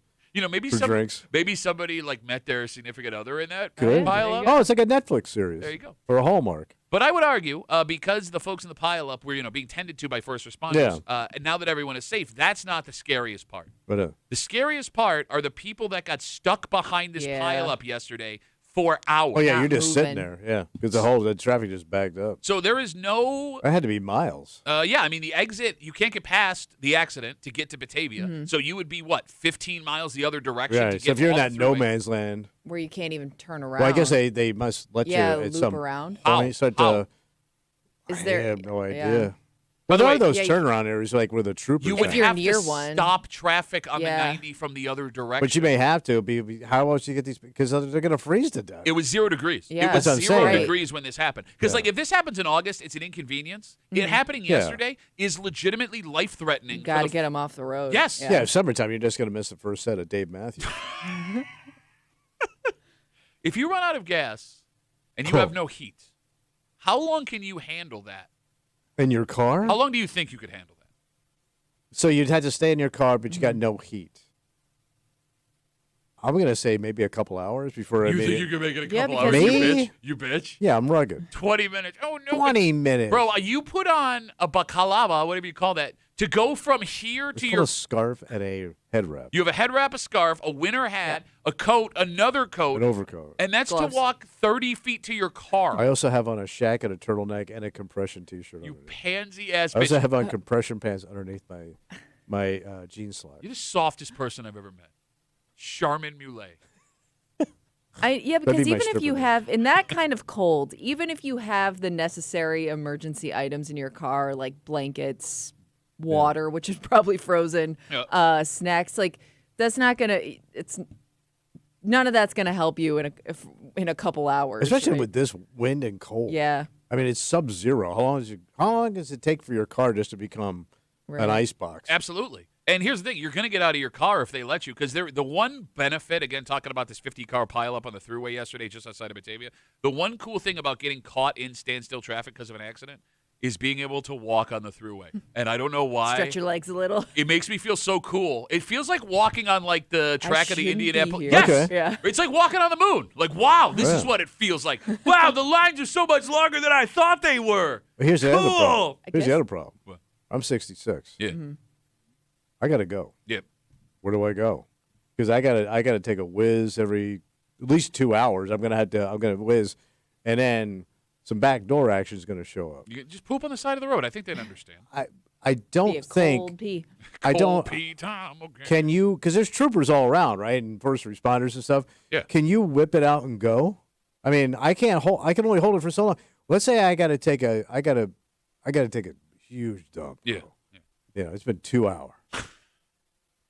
I would guess normally that would be against the law. But to your point, what other option do you have? They would have to look the other way. I don't know. Both though. literally and figuratively. Yeah. You just run into the woods. Yeah, but that's a long run, and it's freezing out. All right. And by the way, the woods ain't that close on the throughway. Yeah, no, I got it. You got to go over those fence barriers and down the way onto some farm. All right, here's what you do. You just squat on the side of the road and you scream out over and over again, "Don't look! Don't look!" Okay, that'll help.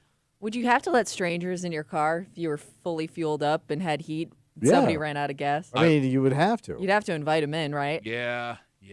But that could also get really weird and uncomfortable. Depends- That's yeah, Imagine you're good. already frustrated, stuck on this road, and some chatty Cathy gets in your car for a few hours. Because you can't. Once I they're don't in, know what's going on. I heard. I'm on Facebook right now. What it says. because Kimmy, you're right. Once you let them in, you can't tell them Yeah. to get out. No. They're there forever. Yeah. All right, we got folks waiting on hold. Bendito Brian writes us on Instagram. Yeah. Duffy on WCMF. He says, I was driving east through there last night, 11:30 p.m. They were still recovering the Oh trucks. my God. Ho-ho! What time did it happen? Evening? Evening? Or early afternoon? Yeah. Okay. So sometime you in could the have been there afternoon. for hours. Yeah. Man. It's clear now because I got to go that way after the show. Oh, good. Yeah, it's awesome. Pittsburgh, here we come. Look at you, man. Watch out for Pittsburgh the- boy. Amerks girls 16U AA hockey. Sounds like club. fun. Yeah, it's gonna be great. 252 WCMF. Mike's on CMF. Hey, Mikey, how are you, buddy? Hey, good. What's up? They say if you use one of those votive candles and that tiny little flame can heat your entire car for at least a couple hours. Man, you know that is a lie. Man, that little teeny ass candle ain't heating squat ass. Should I be It's lighting? heat, man. It's heat. Should I be lighting Also, a candle in my car, Mike? Well, I mean, you have to be safe about it. Maybe get like a piece of tin foil or something to make sure it doesn't start burning stuff. But yeah, I would definitely try it. Bro. Why not try it tomorrow? It don't work. Hey, What do you listen, think I of a got one little other ass thing for you. candle? I got one other thing. Oh, sure, yeah. go ahead. I appreciate your positivity about Joe Brady because I, being a Bills fan, are looking forward to the next season, and I wish them nothing but the best, obviously. And other stations like to crap on him, and I couldn't take it yesterday with all the negativity from another station that I was listening well, to. let me be clear, Mike. Thank you for what you're saying. I still have lowered expectations, and I still don't like it, but it's not his fault. He's going to go give it his best try with that haircut, right? I mean, Yeah, absolutely. I mean, you got to do what you got to do. Oh, and thanks for the call. Have a great day. you called us, Mike. Thanks. Bye, Mike. Light a candle. I'm not lighting a candle in my car. I- I've never either, man. heard that. What? That is the first time I've ever heard that advice. What are we having, mass? Yeah. You got wine, too? Ooh. That wouldn't be so bad. Sam writes us on Instagram, Duffy on WCMF, says he got stuck by Pembroke during a pileup last year. I turned around, drove the wrong way. Thruway was shut down, so no risk of hitting You know, other what? cars. I was stuck once. My husband and I, we had just crossed the border of Canada, and there was a incident on the bridge where like a truck got stuck, so there was literally no movement behind us, and so people started turning around and getting off the on ramp. Gotcha. Oh, That was Jesus. the only way they could get everybody off because it wasn't moving for hours. You said in all your years of driving, Tommy, you never saw any of this? No, I mean, I did get stuck here for 5 years with Phil Sherman. and I wish I had a candle to burn myself. One of the most insane things I have ever seen. I remember. What? No, We went to the LeBron basketball game. I'm not even talking about that. I got stuck at a rest area overnight. Yeah. This is not what I'm going to tell you. Yeah. I was somewhere in like the Carolinas. Yeah. There's like a 2-lane highway, like their throughway. Yeah. There is like this 10, 20 car pileup. Wow. Because it was one of those like like it kind of snowed and everyone Yeah. freaked out. So I got stuck, I'm not exaggerating, for like 4 hours. Just on the road. The pileup was probably 100 yards ahead of where I was because they had shut everything down, but we Yeah. were stuck. they were bringing helicopters to Mercy Flight people in and out. Damn. But Wait, people are that effed up? I mean, I never found out what happened. They ended up rerouting us across the other side of the highway. But I watched the helicopter land on the road like 4 or 5 times. It was insane because, like, I'm sitting in my car and I'm like, what the hell is that? Oh, my God, they're landing a helicopter. That would freak me out. Mm-hmm. All right, with that, this was at one point standard for every kid in America. Oh. You had to learn this no matter what. Oh, like in school? Yeah. And now, like we talked about with kids and technology a little while ago, it's irrelevant. Yeah. It serves no obsolete. Yeah, no purpose anymore. And because it is now obsolete, hell, 15 years ago, schools decided we're not going to waste time teaching this. Some parents have decided that was a mistake. And now lawmakers are getting involved to reverse this decision. And to the people that are screaming, our kids need to learn this right now. Oh. Why? Next, here are the break room. Let's see about.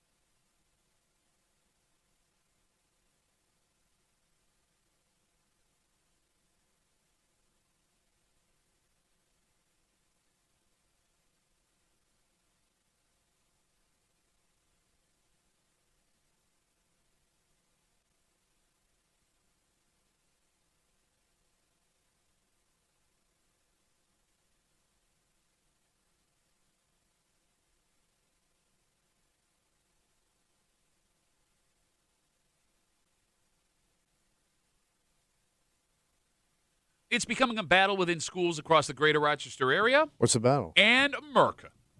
Something we, Tommy, as adults, learned when we were kids that our little ones no longer have to. Yeah.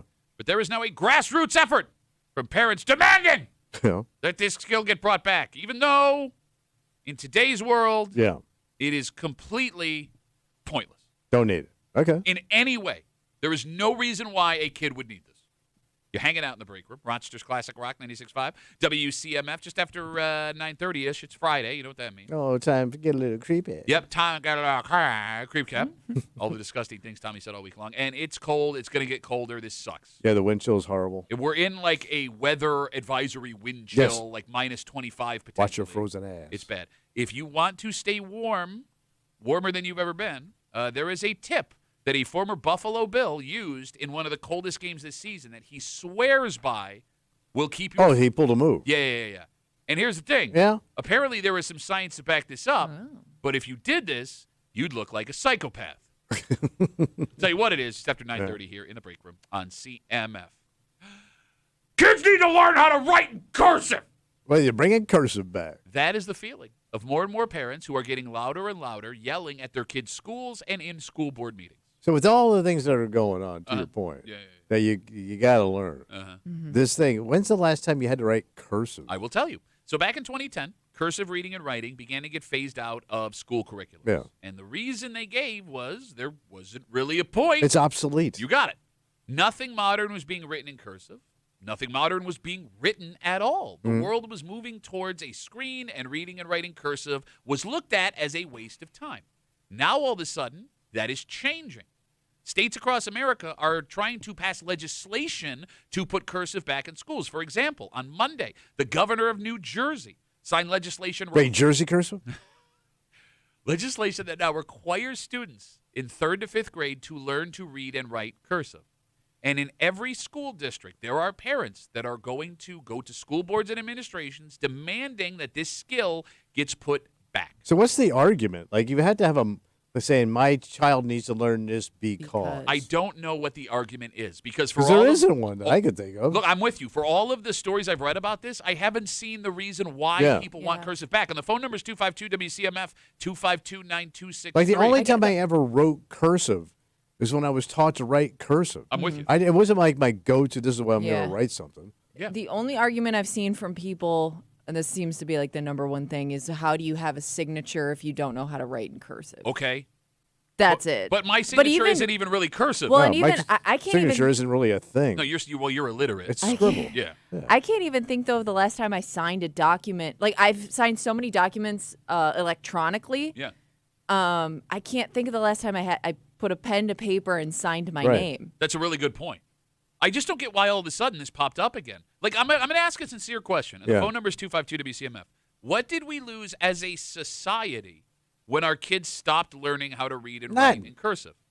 And to the people that believe writing in cursive, reading in cursive is important, I'll ask you this. When is the last time you wrote anything in cursive? Or read a document in cursive. In cursive. That could Yeah, be translated. You know what I mean? It wasn't on a scroll. Yeah. I have not written or read cursive since middle school. No exaggeration. Yeah. No I think that's everybody. right? And like we hear a lot from folks who think that schools are teaching our kids the wrong things. Like we've had discussions where people laugh, like you'll teach the kids square dancing lessons, but they won't get basic finance classes. Yes. And that's a fair criticism. Yeah. In fact, it's something that New York State, they passed legislation to change that. These kids are going to get finance classes now. But some of those same people are now demanding their kids learn a way to read and write that is totally antiquated. Yeah. Like cursive is the square dancing of the English language. And I couldn't read anything in cursive. Oh, really? Oh, yeah. Like, if you showed me, like, a whole letter written in cursive, I wouldn't even know what some of those words are. They're unrecognizable to me. No, they're not. You should know that. Why? Well, 'cause When's the you last learned time it. I can you, read you say cursive. that? Yeah, but when When's was the last time you read Yeah. a handwritten in cursive letter? I read A the full page. I read the Magna Carta every morning. Is that a newspaper? Yeah, the Magna Carta Times. Oh, you didn't But tell me e- that. But even those documents, those original documents that were all written in cursive, I mean, if you wanted to look up what they say, it's Yeah. going to be translated. It's not. You're not going to be reading the actual document. You'll be reading, it typed up. Regular right? English. Okay, so to that point, Matt writes us on Instagram, Duffy on WCMF. If you can't read cursive, you can't read what the founding fathers wrote and know what your rights actually are. Okay. Kimmy makes a great point Yeah, there. you can it's have already that. typed up. Yeah. But I'll go even farther. Let's say that's your argument. That's your argument, right? You need to know cursive to understand the lessons of the past. In that way, then shouldn't we also make learning Latin mandatory? Because that's the original language. It is the Romance language. You can't read the Magna Carta if you don't know Latin. You can't read a ton of religious and political texts that shape the world we live in today without knowing Latin. I think you can make the argument that learning Latin is actually more important than learning cursive. But schools stopped teaching Latin in the 40s because everything got translated English. Yeah, didn't the church drop it too? Like Yes. Mass used to be done in Latin, and nobody knew what the hell was going on. Vatican II in the 60s, they went to English masses. Like, look, Things move on. I get the romanticism of like things were good when I learned cursive, therefore we should learn cursive. And the idea that I would like my child to be able to read the Declaration of Independence. But, I can name you 50 things written in Latin that affect us to this day that you cannot understand because you don't know Latin. So what's the difference? I agree. What's the difference? Yeah, let it go. I just don't get it, man. I want to check out those Magna Carta newspaper. Yeah, you should. It's good. Yeah. It's pretty You're good. saying it's in Latin? Uh-huh. Yeah, it's in Latin. Actually, could you Google, is the Magna Carta written in Latin? Like the sports and everything, the weather? Yeah. Wow. Sal Mayrana, all Latin. Well, that makes sense. He sounds very Latino. Yes, the original Magna Carta from 2015 was written in, was in medieval Latin. It was definitely not 2015. That's what it says. They did not write the Magna Carta in 2015. I'm reading you just What word is for it? word what it says. It's like everything that, like, rules of law and, like, how society... That's So this guy Magna Carta started this whole Magna thing? Carta 2015. When did you think? Where are you getting this from? The Magna Carta was written, like, Well, Pretty what? well, it says the original Magna Carta. Was it before or after Jesus? I want to say before. I'm not entirely Oh. sure. I couldn't. No, wait, it would have to be... That's an old-ass No, it's got to be newspaper, bro. after if it's written in Latin originally. What, are you covering like chariot races? All and right, stuff? the phone number is 252-WCMF. Again, we're talking about how there has been this groundswell out of nowhere over the last couple of years to bring cursive back into Sounds like school. parents just want to be dicks for Again, no reason. back in 2010, they started to phase cursive out of the curriculum for elementary, middle school, and high school students. But states are now trying to pass legislation to change that. For example, on Monday, the governor of New Jersey signed legislation that requires students in 3rd to 5th grade to learn cursive. What a pushover governor, man. What? Like they just roll because somebody says it. Well, I mean, they are doing what the folks, Here, I don't elected think- officials Did want I them to say do. 2015? Yeah. I think if you're heading to a I meant town to hall, say 1215. Thank you, 'cause Gage Not right- I don't know why I said I read it wrong. It's 1215. Okay, yeah. What came out of my mouth was not what I was reading. Gage wrote, I think Kimmy's talking about the Jay-Z album, the Magna Carta. Oh, I'm that sorry, goes- I meant that's in Latin. 1215. She was getting so... Yeah, it says 2015. I It says don't- they wrote the Magna Carta in 2015 I was in a dead language. Why was that coming out of my mouth? I I'm sorry. don't know what happens in your brain. I don't know. I'm literally looking at 1215 and All right. saying 2015. So we have a ton of folks writing us on Instagram. Okay. Duffy on WCMF. With reasons why we should write in cursive. You got it. So the first reason was so you could read the Declaration of Independence and all that stuff. Okay, Go ahead. I'm going to learn to read one document, which I basically know what it is already. Buy Your Side Outfitters writes us. In regards to cursive, I've heard two things. One is that it stimulates the more artistic side of the brain and is supposed to be great for mental development. And then he goes on to the whole reading things, the conspiracy theory of not reading old history. So I have heard that. The What's that? creativity part of your brain is stimulated more when you So are. the great artists probably understood cursive exclusively Well- based on art. Well, they would have. Like, a lot of artists also participated in cartography back in the day. Okay, all right. And Because like Leonard Skinner really understood cursive I think creativity. and creativity, like Richard Pryor. He's not saying they're mutually exclusive. I have seen Larry the that. Cable Guy. I have seen what he has said, but I haven't seen the study. Why are you making a face? Because Why man, are you that's making a not- face? because you can just learn art. You can just They learn ain't doing no art. stimulating. You should just learn art, he said. Most of your great artists were drug addicts and alcoholics, man, and very dark, sad people. I don't think it had anything to do with how they wrote. There were tons of alcoholics that knew how to read and write cursive, you idiot. But I don't think it helped them. 252 Probably drove them WCMF. crazy. 252-9263. Drove them to the bottle. Kelly, please help the show. You're on CMF. How's it going? Good morning. How are you guys? Good. Kelly, how are you? Good. I'm old. I'm in my 60s, and I think cursive is a valuable skill because there are things that people are going to want to read. if you have family documents and things that are written by, say, your grandparents, Okay. and they're in cursive, it'd be terrible if you couldn't understand the letters. Like, just for example, all the soldiers in World War II that wrote home to their families. No, Could you imagine not being able to read those? look, Kelly, I How many people read those letters? Okay, hold on. Okay. I'm just giving you an example. Okay, if you save memorabilia from your past as a child, like I have, and I read my grandma's letters that she wrote to me, they're all in cursive. All right, look, I understand So where it would be really cool if my kids and my grandkids at some point would want to read those letters. I understand and if where they don't. I understand. All right, I'm going to use my first time out of the show, Kimmy. I'd like to use my first Time out, yes, Pat. Thank you. Yeah. 2 left. Kelly, I understand where you're coming from, and I get it, and that is an honorable reason to want that. My argument is you shouldn't teach every damn kid in America how to do that, so a couple of kids that have letters left over from previous generations have the ability to read them. How horny Grandpa was for Grandma while he's serving in D-Day. You know what? Forget Mrs. about Miller, the your letters bosom and forget about all that. Don't you think it teaches a life skill? Well, but no, it doesn't because You don't use it. It's no longer a life skill, Kelly.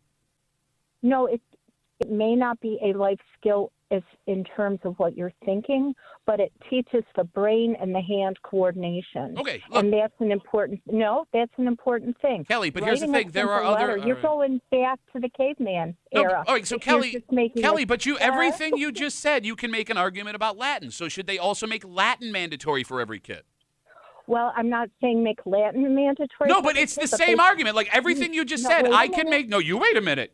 I'm still under my timeout, Kelly. Okay, You can okay. make the same argument you just made. Everything you said about learning Latin. So why would you choose this instead of that other thing? I can give you 15 different things that are totally antiquated that I can make the same argument for. Why this? Okay, here's two other thoughts, and then I'll let you guys go. All right, we only have till One, 10. what is the rest of the world teaching their kids? Are they teaching them cursive or are they teaching them printing? Do they have You wanna cursive be in other languages? Of course they do. You can write Japanese cursive, Chinese cursive? Probably. I don't know. Kelly. You know what they say about China? French, What's that? There ain't no Spanish, cursive in China. China. There ain't no cursive in China. Okay, then the other thing is, when you see we stop teaching Latin, fine, nobody speaks Latin, but every school in this country should be teaching children another language, so they're all bilingual. No, but they do. That Yeah, is a mandatory everybody thing. takes language. That is mandatory. You took French. Yes, and by the way, I took 6 years of French, Kelly. 6 years of French. I cannot speak a word of French right now as a grown-ass person. Oui. Well, that's because you didn't learn cursive and your brain can't think. I did right. learn cursive, actually. I learned a lot of Cursive is cursive. the- I can write you an entire essay in cursive, Kelly, if you would like me to. And There's you- no point. Oh, that's okay. I took French and Spanish, and I think that the kids need to learn those languages from kindergarten on up. So you And speak French and Spanish? I used to be able to, but I But- haven't been able to But converse you with don't anyone. know. You don't do it anymore. Can't even count to 10 no Come more. on, Can you count to 10 in guys. French? Go. Count to 10 in French. Go. In French, 1, 2, 3, 4, 5, 6, 7, 8, 9, 10. It's twat. There's 3. Pardon me? Do 1, 2, twat. 3, 4, 5, 6, 7, 8, 9. Ocho. Ocho. Kelly, you're clearly smarter than we are. Kelly, thank you for You the El call. Succo. Because my But Kelly, I'm going to let kids you go now. Kelly, I'm really bored now. Thank you for the call. I I appreciate want it. Kelly to go in the basement, write cursive, so I can shut the door and turn up the I TV. do want to point out because you also like let's say the argument is you want to read old family documents and Yeah. stuff, but even those old family documents written in cursive, people have a hard time translating because just because you wrote in cursive doesn't mean you had good handwriting. Yeah. So sometimes it's really hard to tell what certain words are in cursive because they were just bad at writing. No, you're right. Period. You're right. Yeah. But like with this whole argument here about relearning cursive, we have to put it back in schools, and it's a very important thing, even though I strongly disagree with that. The ass kicker of this whole thing, What's that? there is nothing keeping you as a parent Oh, yeah. or a grandparent from teaching your kid Yeah. how to read and write cursive. Sure. Yeah. If it's that big a deal to you, you It's can take important. 20 minutes a night. Have cursive night with Yes. the family. No, seriously. 2 or 3 times a week, 20 minutes a night, you could teach them That's how a great to do idea. it. And that would actually give your kids a leg up because no other kid would have it if they didn't believe Take in on those strongly. Chinese kids Writing in Chinese cursive. and those Japanese kids. Kimmy, can you Google if there's Chinese cursive? I also want to like I don't always love to like rely on technology for those types of things because I do think that like there are skills that, like you should have along with the technology. But like your phone can translate just about anything now, right? Like Yeah. you Let could the talk, phone do you could it. communicate to somebody in another language with your phone. Yeah. I admire people that speak another language, but I'm guessing like if you really wanted to read a document that was written in cursive and you didn't know how to read cursive, your phone's gonna be able to do it for you. Thinking's I done. would Thinking is so imagine. No, but old see, school. now you're I would making imagine- I'm going to sit here and think. Let the phone tell No, well, I'm you. saying- You don't think I'm it. saying like I bet you there's an app out there that will like look at a document in cursive and tell you what it says. No, but That's why If you- Chairman if you Mao didn't ran it out of China, man. If you in didn't the know 70s. how to read it. No, but see, Like, he took those guys right down to Red Square and go, all of y'all's put down your cursive. the For argument, some reason, he had a Brooklyn accent. Kimmy, the argument you're making against cursive is the same argument people are making why you have to learn because you can't trust the technology. You know, Big Brother will change what you're allowed to. Nick writes us.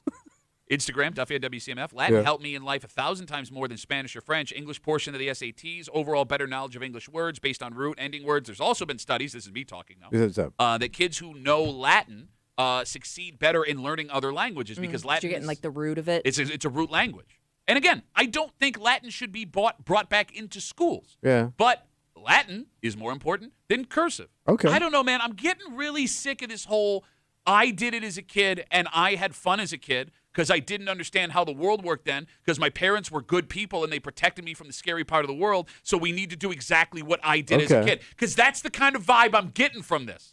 Let's go back to putting belts around books and having the kids carry them to school like that. Then we'll go down and get a soda ice cream fountain wearing poodle skirts. Gabba dabba dooba dabba dabba. Shut up. Yeah, I'm not a fan of the poodle skirt. Could have fooled me with those shoes. I also don't want to rain on your parade, but there is cursive in Japanese and Chinese How do you and do Asian languages. How do you do it with the letters? It says there's different forms of it. Yeah, but Yeah, do they it says do it? Japanese has several forms of cursive.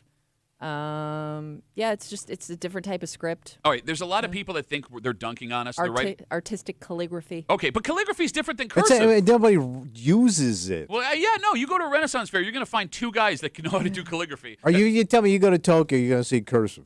Tokyo Cursive, which would be a great name for an 80s metal band. Okay. You know it, man. We're Tokyo Cursive. There's Glass Tiger.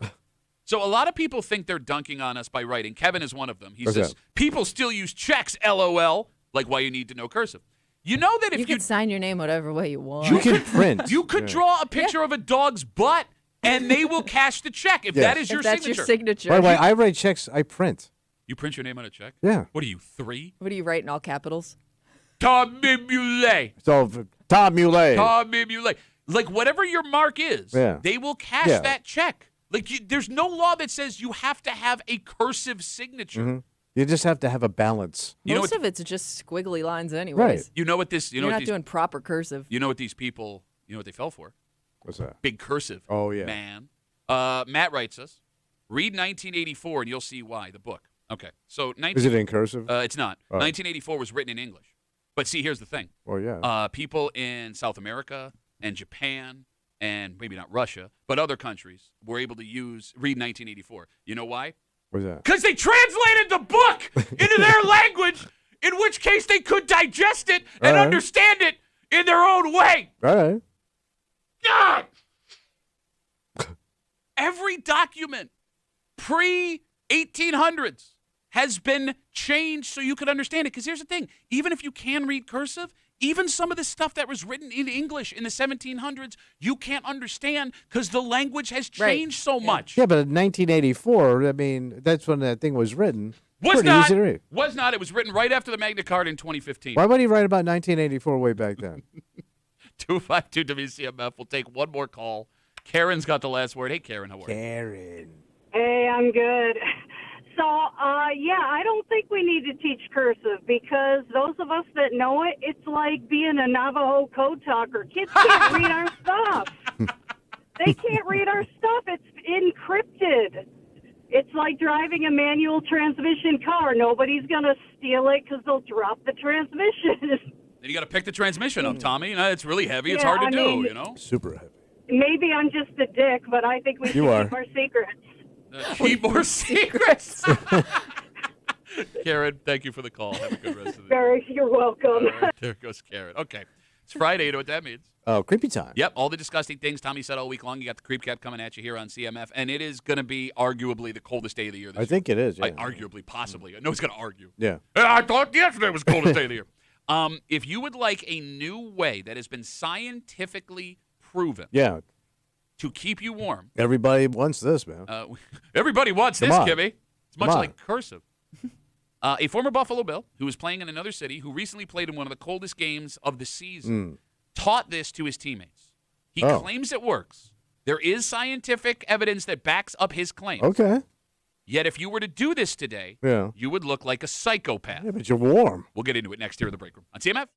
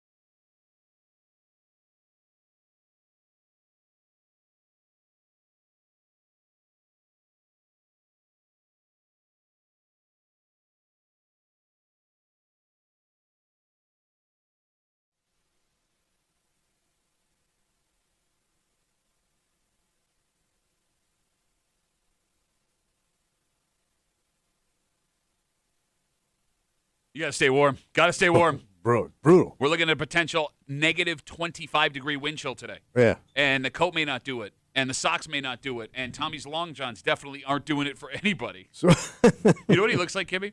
Remember those movies that we watched when we were a kid from like the 20s where like an old man with like the long johns with like the butt trap in it, like the outhouse, the door would fly open. He's like, what are you doing?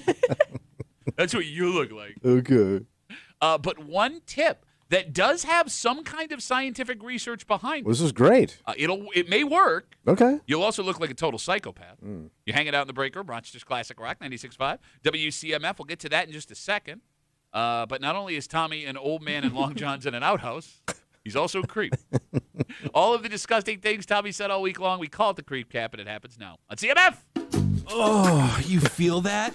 That's creep running down your spine. It's the creep cap on WCMF. But I've never really held in my perversion. That is true. I have satisfied my inner perv. All right, so then I have fed my perv. so then your argument is Every day a man needs to get up and feed his perv. don't listen to this man. You've got to feed that perv, son. So your argument is then 2 dogs inside of you. Christian dog and a perv dog. Which one you gonna feed today? Okay, my horniness. yeah, a time where your brain My horn bone. broke your horn bone. My horn bone getting old. I got a fracture on my horn bone. Getting a little gray in the horn bone. Man. Yeah, but like, hey, I'm a relative. I'd like to stare at your crotch for a while. Well, your dad did try to get you to date your cousin. Yeah, but you got to date your cousin before you can stare at her crotch. No. No, but I mean, her muff would need to be lubed a little. One of my favorite Okay, classic you're the country one. songs. What's that? Lubin' my muff in all the wrong places. Lubin' my muff. In tight spaces. I also J.O.'d in open air. No, I have too. But Right. So, I mean, but hold on. again, you're getting no, closer. see, again, I know. you're picking little details here. Get on the J train. J train. But maybe not that's how the where song goes. maybe that's where it starts. All right. J train. Still total You're scam. still skanking? You left your skank Skanking. in multiple towns. I left my You skank. skanked up multiple towns. I was One I was a rolling skank. One of my favorite Tony Bennett songs is I Left My Skank in San Francisco. I left my skank in San Francisco, high on a hill, Of skank. a skanky hill. No, but there's an inner perv in all of us, like your soul sits right next to your soul. So your soul's over here, your Yeah. perv's over here, and it's a fight every day. Who's going to win, the soul or the perv? Well, I'm just or asking. soul perv. It's so good to be a creep. There it is, Creep Cap on CMF. So with today's cold weather, and it's not like tomorrow anything gets better. It's going to be The whole brutal. weekend's pretty Yeah. brutal. It may be brutal for the next couple of weeks. Yeah. Right? Like nationally, they are predicting just Arctic temperatures for as long as we can tell. We may die like this. Wow. Right? You are looking for any extra way to stay So warm. what do I do? A former Buffalo Bill says he has the solution. Great. So 2 weeks ago, the Rams went to Chicago to play in one of the coldest games of the season. You remember watching that game. Playing on the defensive line for the Los Angeles Rams was defensive tackle Poona Ford. You remember Poona? Puna? Poona. No. I'll take that as a no. Poona, having played in Los Angeles, and I believe growing up in the South, does not take well to cold. I would think. So on top of all of the layers they wear and the scuba suits they put on under their uniforms, you know this? No. Players wear scuba suits. Right, legitimate wetsuits? Yeah, they wear Oh. wetsuits to stay warm, but that's not the tip. What is it? Poona Ford, to keep his feet warm, fills his sock with cayenne pepper. Oh. That works. So during an interview after the game, when asked how he stayed warm, he lifted up his foot and showed the orange-dyed sock Okay. from the cayenne pepper that he Hot put in his foot sock. coming through. And he said that he learned this a few years ago. He shares it with all of his teammates when they go into a cold environment. And he says the cayenne pepper Doesn't on it your burn, feet, though? he says it keeps your feet warm. Yeah. I would think it's it would like be burn and itch, though. It would be it'll like hurt your uncomfortable. skin. Yeah. So there is scientific evidence behind what he is saying, apparently, that when Right. applied to skin, the blood vessels will widen, allowing for warm blood and a warming sensation from the cayenne pepper. All right. So today, Yeah. you're going to go walk outside, Mm. right? And there are people that may have to be outside for a little while. Oh, sure. Is it worth pouring cayenne pepper on your feet? No, I don't even know how much cayenne pepper costs. Can we The Google? spices are expensive. You're not They kidding. are. What do You you- roll your eyes. Well, yeah, you have And if to you're get a- using it all the time. you have to Right. get a ship and sail to the Orient.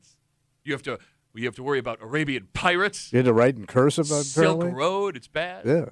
Spices are expensive. That's your argument? Not You're going to look like a psycho for pouring Well, I pepper wouldn't in your do it, sock? but nobody would know when you're walking by. Okay. Between like They $2 may to $4 Can't afford $2 to $4, you broke ass. Per sock. for like a little thing of it. You're not though. putting a whole thing of cayenne pepper Well, I in your want to be sock. really warm. Now, by the way, don't try this. I don't want to be responsible if something terrible happens to you. I'm not saying it's a good idea. I'm Yeah. saying this is what Puna Ford had tried to do. And, all right, would you tell your wife you were going to do it before you did it? No. Okay, so You'd be then, leaving She would- orange footprints around the house. Yeah. like, you would either have to tell your spouse or make sure they weren't home when you got home, took off your shoe, cleaned that out, jumped in the shower, and then put your socks right in the laundry. Yeah. And if you wear It's a lot of work, man. if you wear white socks, there would probably still be an orange Yeah. tint Yeah. forever in Yeah, that you'll sock. never get them out. Is it worth trying, Kimmy? No, I'm out. I'll just use like the hand and foot warmer things. Oh, yeah. Those are expensive. Yeah. They're like $1 a piece. Oh, all And they right. only last for, depending on how cold it is, like anywhere from like half an hour to 2 Mm. hours. Yeah. You know, it always pisses me off. Was You it? bring Yeah. them in the Bills game. Lasts Yeah. up to 4 hours. My balls. You put them on your balls? I haven't, but I don't want to. You should try cayenne pepper on your balls. I guarantee them balls taste good. You think that would feel good? It would burn, man. Well, no. I mean, I feel like the devil's got his hand on your nutsack. you're getting. They call it the devil's physical. Yes. Turn your head and cough. I mean, you say try this out. Dr. Beelzebub. You say to try this out when your spouse isn't home, but I would beg to differ. Like if you're gonna want to try this for the first time with somebody in case things go very, very wrong. What could go that wrong where you No, I would need say like, what if you have an emergency? allergic reaction no, or she brings up a something? good Like point. you need somebody out like to help you. There are people especially that if it's your feet. There are people involved. allergic to cayenne pepper. There is? Yeah. Oh. You've never seen those videos where people like have like a piece of shrimp they didn't know have cayenne in it and they just freak out? I always thought it was the shrimp, not the Well, cayenne it could pepper. also. Okay, maybe we'll do more I investigation. don't know. Insert other thing I with don't know. pepper. Well, people have shellfish allergies. I've never heard of Okay, like you ever see the spice allergy. You've never seen the video of people with chicken with cayenne pepper and they eat it and they freak out? No. Maybe it was chicken. Shut up. 252 WCMF. Again, former Buffalo Bill, Puna Ford, now playing with the LA Rams. 2 weeks ago, they were playing in Chicago, and it was brutally, brutally cold. Reporters asked him how he was staying warm. He lifted up his sock to show that it was orange, and he says that he and his teammates put cayenne pepper on their feet to keep them warm, and apparently there is some scientific evidence that says this works. Yeah, it says it could definitely cause skin irritation, Skin irritation. Skin irritation. leading to. It activates heat-sensitive nerves, leading to burning, redness, itching, or even pain and blistering. Yeah, it doesn't sound comfortable. Okay, don't do this. Nobody do this. Yeah. Definitely don't let it come into contact with your eyes. Yeah, that don't could do be that. bad. Yeah. It is funny what pain you're willing to tolerate when you are super cold. Because I Yeah. do remember like going to Bills games in the parking lot where it was just brutal, and I would hold a lighter over my hand like I was Jesus, steaming. what are you? That sounds like something you learned to do in the CIA. Look, man, it was the like, only. like G. Gordon Liddy's kind of stuff for like Watergate. If you get wet hands and then it gets cold, like if it's Yeah. like a wet snow, like I would. That's not Hold good. the lighter or hold your hand over under a the lighter, lighter. like I'm a spirit. Okay. No, I would stick. I mean, look. There's plenty of guys at tailgate that stick their entire hands like in the bonfire to Yeah. warm them up for a little while. That's not good. You don't stick it in the fire. No, I would. though. I You would do have it over the no. fire. I would have flames licking my hands to Okay. get them all warmed up again. Yeah, that's Sounds really like it would dumb. hurt. You guys don't do that. No, No. I don't let flames lick me. There's nothing that wants to lick you anymore, man.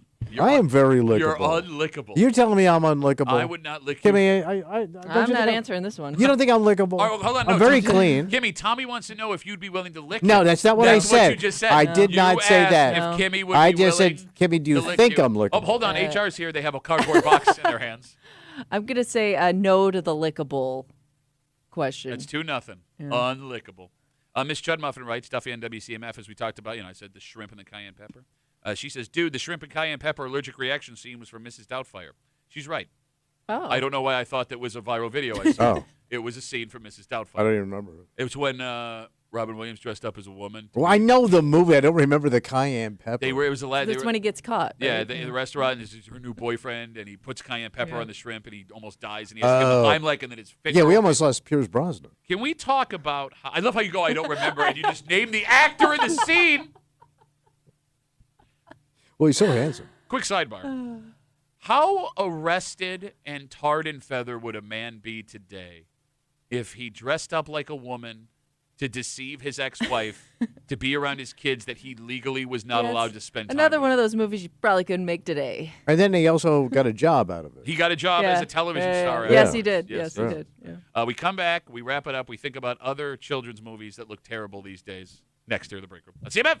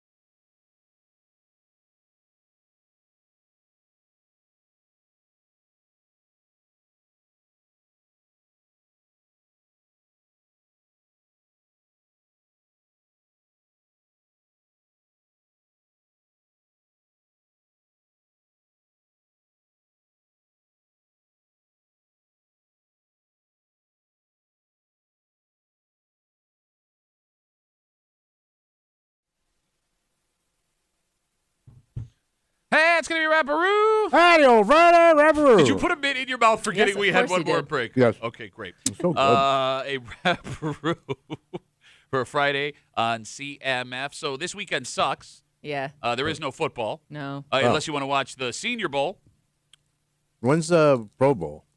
this weekend. Oh. Or next week. I don't even Yeah, know. Who it doesn't cares usually anymore? happen around the same time as the Super Bowl. I don't even care. Who cares? It sucks. Or no, it could be this weekend. It might be this weekend. But Yeah. what? Yeah. If you, the Buffalo Sabres, who are a wagon all of a sudden, Oh, They really? won again last night. Damn. Alex Lyon, who wasn't even supposed to be a goalie on this team this year. He's just a guy. Yeah. That was his 10th straight victory. He set a Sabres record last night with 10 straight wins. Oh, not for showing up. Alex Tuck had a hat trick. The Tucker? A game after Rasmus Dahlin had a hat trick. Wait, Stalin and Tucker. Dahlin. Stalin and Dahlin. No, Stalin. No, you got me saying Stalin. Stalin. Don't take them players away from me, son. Shut up. Sabres skate tomorrow night live on CMF against the Montreal Canadiens. A huge game because those two are pretty close in the standing. Right. So is it in Montreal or is it in Buffalo? it's in I thought it was in Buffalo. It is in Montreal. I don't know. Not what you're saying. So, catch the Sabres game on Saturday night. Look, we need them to be good just to get us out of this funk. That we're in, right? And they're playing awesome, and it's fun. So if you never watch hockey, this Sabres team is a lot of fun. It's super exciting. Okay. Maybe now's the time to jump in. I think I will. Shut up. We got to get out of the way. For Kimmy, who insisted for 5 minutes at the Magna My Carta. brain and was my written mouth in were not 2015. aligned. And it was written in I 1984. meant to say 12:15. Was that right? It was written. My it was written my in mouth was 2015. saying It was written 2015, in not 2015. 12:15. For Tommy Muley. I didn't know if they had newspapers back then. For Tommy Muley, who just got tickets for Carnival's new cruise ship, the Magna Carta. My name's Pat Duffy. We'll see you Monday morning in the break room, 6 a.m. on 96.5 WCMF.